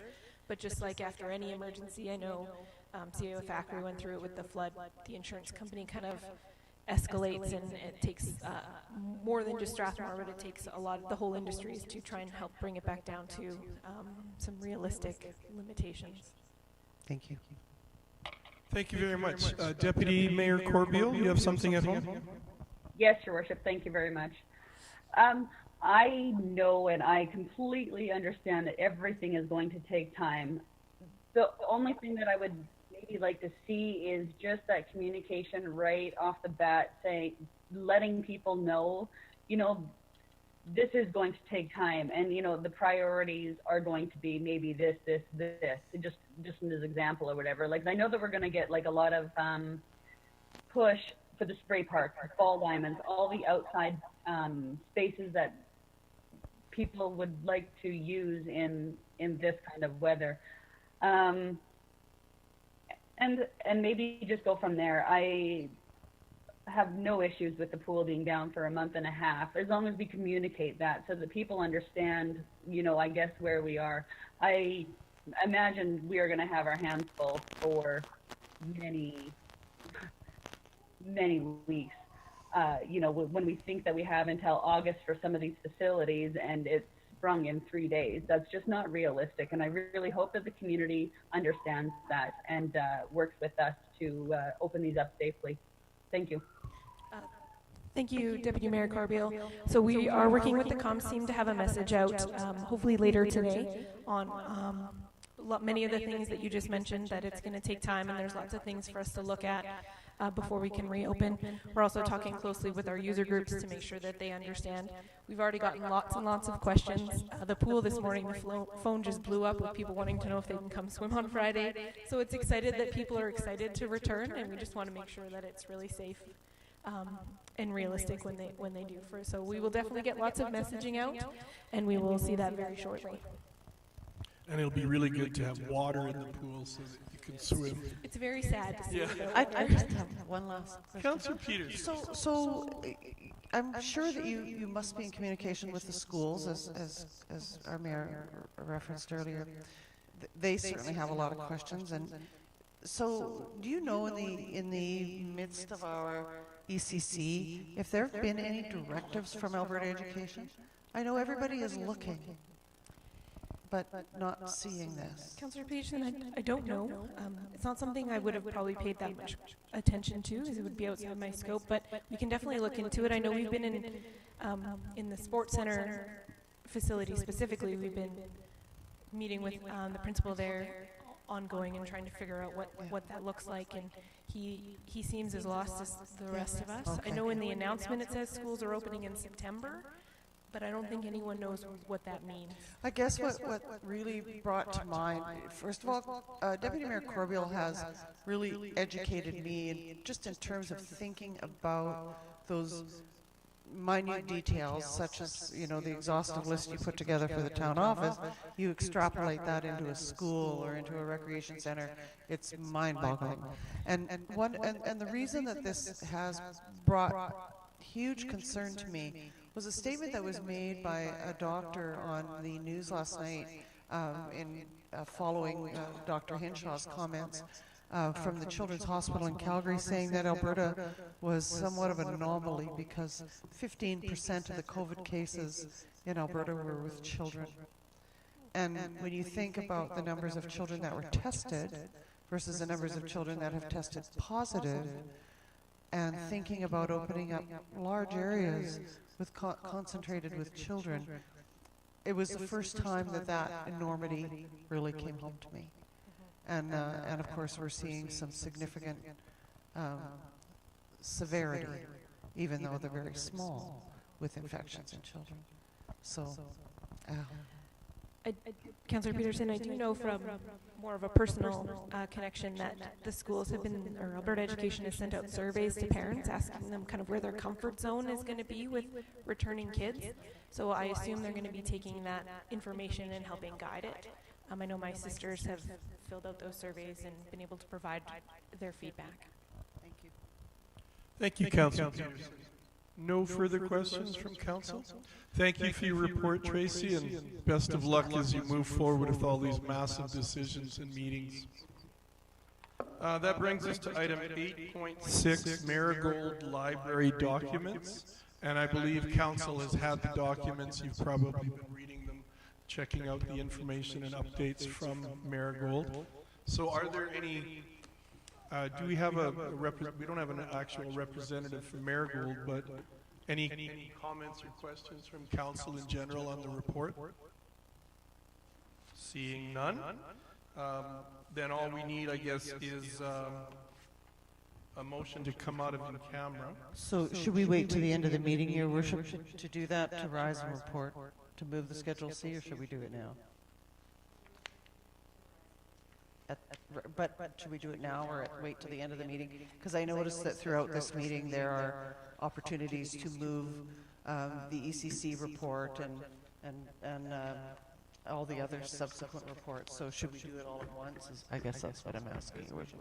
I guess that would make sense. So we would do it after we come out of the in-camera at the very end then? Your Worship, I would recommend that we, I'd recommend that council rise and report after coming out of committee. Okay, and for the people who are at home, this is a committee of the whole meeting, which generally is more of an information gathering meeting. Different reports are presented to us. We don't make motions in the committee of the whole. What we can do is when we go back into the public session, we can do a thing called rise and report, which allows us to make motions based on things that may have been presented in the committee of the whole portion. We also have 2 items that will have to be done in an in-camera setting. So at this time, I'm looking for a motion to come out of in-camera. Come out of committee of the whole. I move to come out of committee of the whole, Your Worship. Thank you. We have a motion to come out of committee of the whole. All in favor? And then we'll need a motion to go in camera. I think we're going to do our motions first. Oh, we are? Okay, legislation. I thought it was the other way. Councillor Peterson, then. So if I might be indulged, I'd start out with moving, I would move that we accept Schedule C, Marigold Library requisition. Sorry, I moved to rise and report, sorry. Okay, so again, for the people at home, because we're going to do a motion to accept some of the reports, we have to pass the motion to rise and report. So we have a motion on the floor from Councillor Peterson to rise and report. All in favor? And that motion has passed. So at this time, Your Worship, I would move that Council accept and approve Schedule C, which is the Marigold Library requisition for the town of Strathmore. Thank you very much. We have a motion on the floor. Is there any discussion on that motion? Seeing none, all in favor? And that motion is passed. And did you want to... Would you entertain a motion on the Thomas Drive Bridge at this time? Sure. So, Your Worship, Councillor Bauer and I had worked together on this, and at this time it gives me a great deal of pleasure to move on behalf of Strathmore Council that the town of Strathmore name the Thomas Drive Pathway Bridge the Tom Sadler Bridge, and that administration direct planning and development and comms to work with Mr. Sadler to create appropriate signage and communication regarding this naming. If I might speak to the motion, Your Worship. So, Council, in informal discussions, we're very pleased to know that Mr. Sadler agreed to have his name attached to this bridge. He is a lifelong resident of the community and lives in Strathmore. He has a long history as an environmentalist. He worked for Ducks Unlimited. He's been a teacher and professor. And most appropriately to this project, he was a designer of wetlands and bird sanctuaries throughout Alberta. The really incredible details of his accomplishments I'll leave to our communications department to put out in a press release later, but his legacy in not just the Strathmore community, but in the entire province has been considerable. One of the things that really touched me, I think, about his name being attached to this bridge is that a long time ago, he said to me, we were talking about, he was teaching me basically about the area of Grays Park, and he said, you know, it's not a natural wetland. It is you know, man-made, but he said it is the absolute best place I can imagine to teach future generations about the fundamental importance and usefulness of wetlands to the future of community. And so to have his name attached to the bridge that leads to this beautiful wetland-like area seems most appropriate. Thank you, Your Worship. Thank you. And with his background in education at the higher level, and we might also be able to have him act as a resource person for the elementary schools that are in the nearby area, because they have study of wetlands as part of their grade 5 science curriculum. So that's a really good thing. And I would echo that my experiences with Mr. Sadler show he's very dedicated, puts in a lot of time with the Historical Society as well. So it's fitting that this bridge that goes into the wetland area is something that's going to be tied to Mr. Sadler if the motion passes. So we do have a motion on the floor. Councillor Bauer. Thank you, Worship. I just want to say thank you to Councillor Peterson for including me on this proposal, and it was just so, it's such a great pairing of minds and the work of a person that has spent most of his life caring for the environment around him, whether or not that be wetlands, birds, flora, fauna.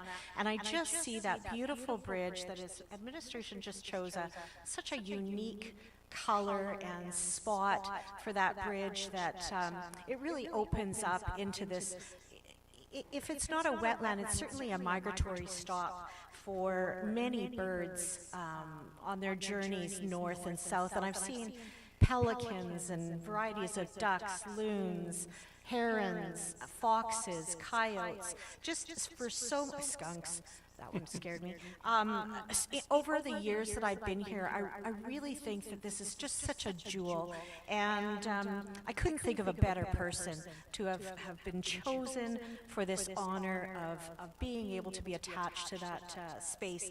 And I think that this is such a great time in Tom Sadler's life to be able to work with him and develop that area with educational, with the schools in terms of education, and with Ducks Unlimited, and just really opening up for bird watchers.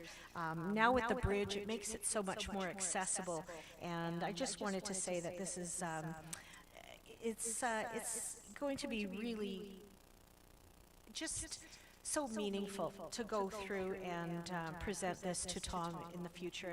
And I thank administration for going forward and meeting with Tom Sadler so that we can hear even more about his story. Thank you, Your Worship. Thank you, Councillor Bauer, and thank you to Councillor Peterson and yourself for your work in bringing this forward to Council.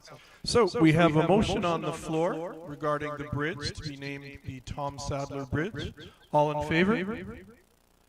And that motion, for the public at home, that motion has passed unanimously.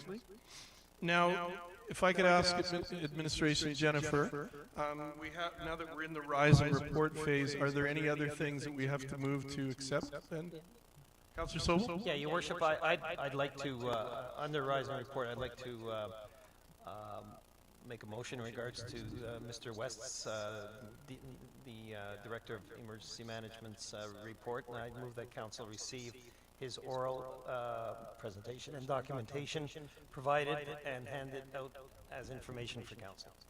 Thank you for that motion. You've all heard the motion. All in favor? And the motion is carried. Councillor Montgomery. Thank you, Worship. I also have something that's arisen as a result of a couple of the items. If you guys don't mind, I would like to make a motion. So I would like to move that Council direct administration to politely request, I think, and through the our trusted contact, Sean Freeman, I think it would be best to politely request permission from the WID to allow our residents to use the canals or some portion of the canal in town for people to float on or use for floating on. So for clarification, your motion is for our administrative or our staff to contact WID to see if the waterway can be used for recreation? Correct. Okay. So we have that motion on the floor. Discussion on the motion? Councillor Peterson? So I think I have questions more than that. So is there bylaw forbidding it now? Well, I think at this point it's considered WID property. It's their waterway that they use for irrigation.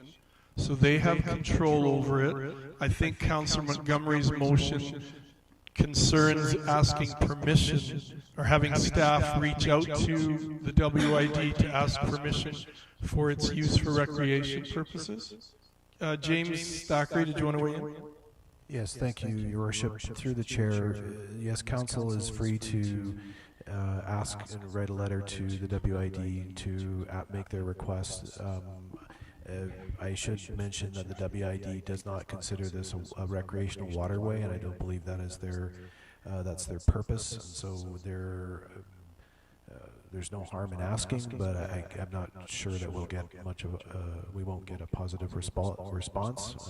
But I don't want to presuppose what the WID may or may not do. James, do you need that as a motion, or can we just direct administration?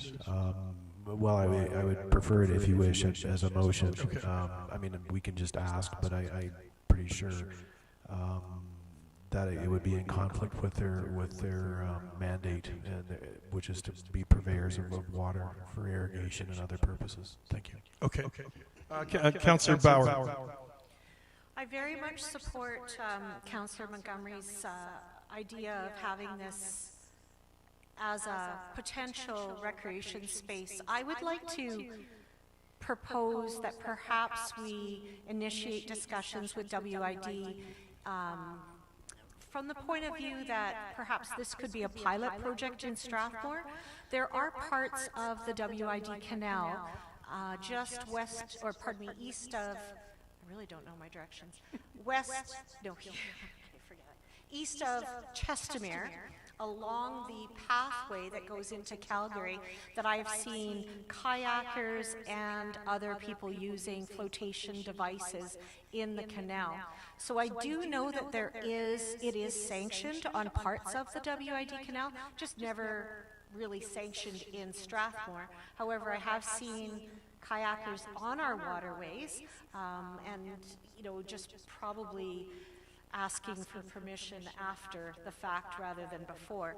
I would really love to see this, and if WID would like to speak with council about this working with our strategic plan, it could certainly be something that we could use as an economic development opportunity to market our town for investors and developers. So I very much support this.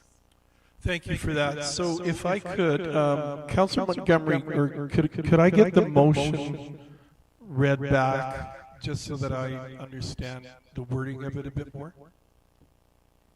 It would be, I would move that council direct administration to contact the WID to politely request that our residents be able to use some portion of the canal in town for recreation. Okay, thank you. So thank you very much. That clarifies it a lot for me. Councillor Peterson, did you have a comment? Yes, Your Worship. As a parent who fought with her kids for years to stay out of the canals, I would struggle to support this. I know that kids have had recreation in canals since the creation of the canals, but it's something that, from a personal perspective, I always worried about. I worried about swimming hazards.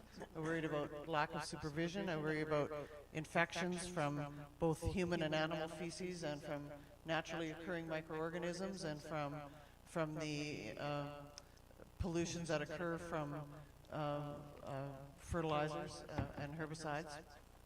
And I think about, I used to think about all the dangers of kids in canals. I've seen severe injuries, third-degree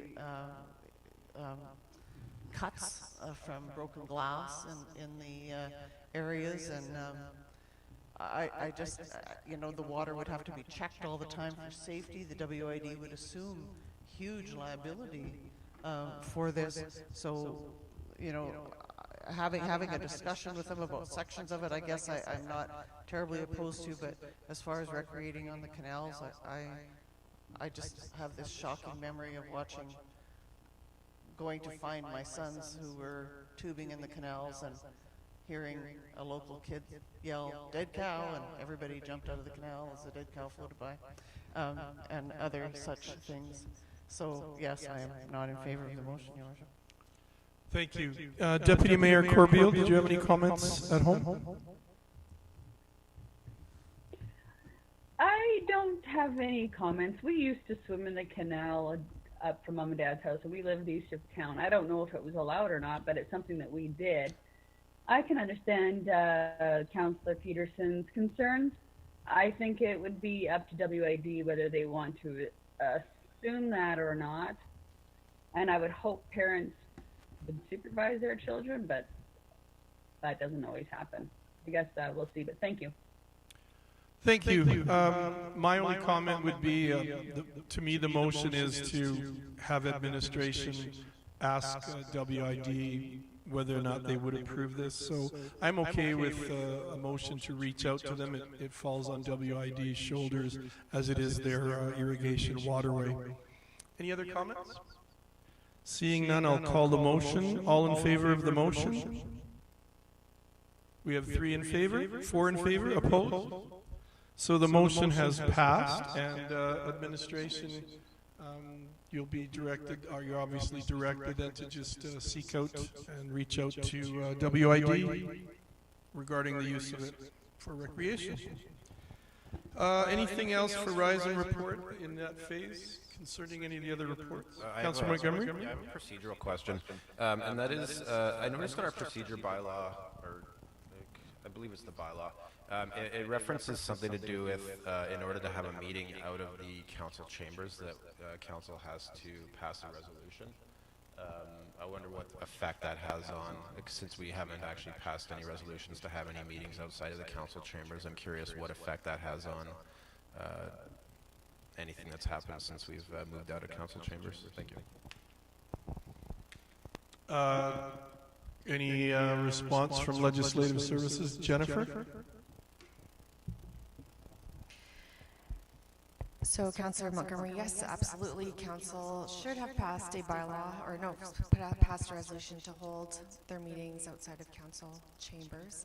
I think a big reason for that motion is to ensure that we advertise where we are having council meetings. So that definitely is an oversight. As far as affecting decisions, I don't think that there would be any effect on the meetings that we've had. I think the biggest part is ensuring that the council is, that the citizens are aware of where the meetings are happening and how they are happening. And that's the purpose, I believe, of that clause. Jennifer, while we have you, would you be recommending that we pass a motion to deal with meetings from now on, as far as holding them in the Civic Center the way we are, based on the regular council schedule for meeting dates and times? Yes, Your Worship, I think it would be prudent. Okay, thank you. Councillor Montgomery, would you be prepared to make a motion concerning that? Sure. I will move that council be allowed to have meetings outside of the council chambers. And do we need to specify this location in the motion, Jennifer? James? If I may, there's been a lot of back and forth about electronic meetings, public safety and health, and how councils are responding to it, and the circumstance, and the ministry has been looking into this discussion, and because it's not quite clear, but I think the intent of the ministry and the minister is that so long as we are aligning with the local, Municipal Government Act, in the purpose of intent that we publish and post notice of that we were having the meetings in advance, goes a long way to meeting those expectations, which is the spirit and intent of the Act. And so I think it would be, as my colleague recommends, and thank you for bringing up the issue, Councillor Montgomery, is that the more transparent and clear we are, more intentional, I think the better we are. Thank you. So then the motion would mention the location and that we follow the regular council schedule? Yeah, Your Worship, we have advertised that we've been holding meetings virtually, so everyone is aware that that's how they're being held, because no public is allowed to be in this location, but it doesn't hurt to specify where we're meeting and how the public can access those meetings, which we've already done. Okay. Councillor Montgomery, does that help you in formulating your complete motion? So would you say that I would be fine to just say, like, I move the council be allowed to hold the meetings outside the council chambers at the Civic Center? Yeah, I would just state that council hold regular and committee of the whole meetings at the Civic Center. You might want to mention that the meetings will be streamed live for public viewing. Okay, so I will move that council hold regular council and committee of the whole meetings at the Civic Center, as well as broadcast them on the internet until such time as it is deemed reasonable to return to the council chambers. Thank you for that motion. You've all heard the motion. Any comments on the motion? Seeing none, all in favor? And the motion carries.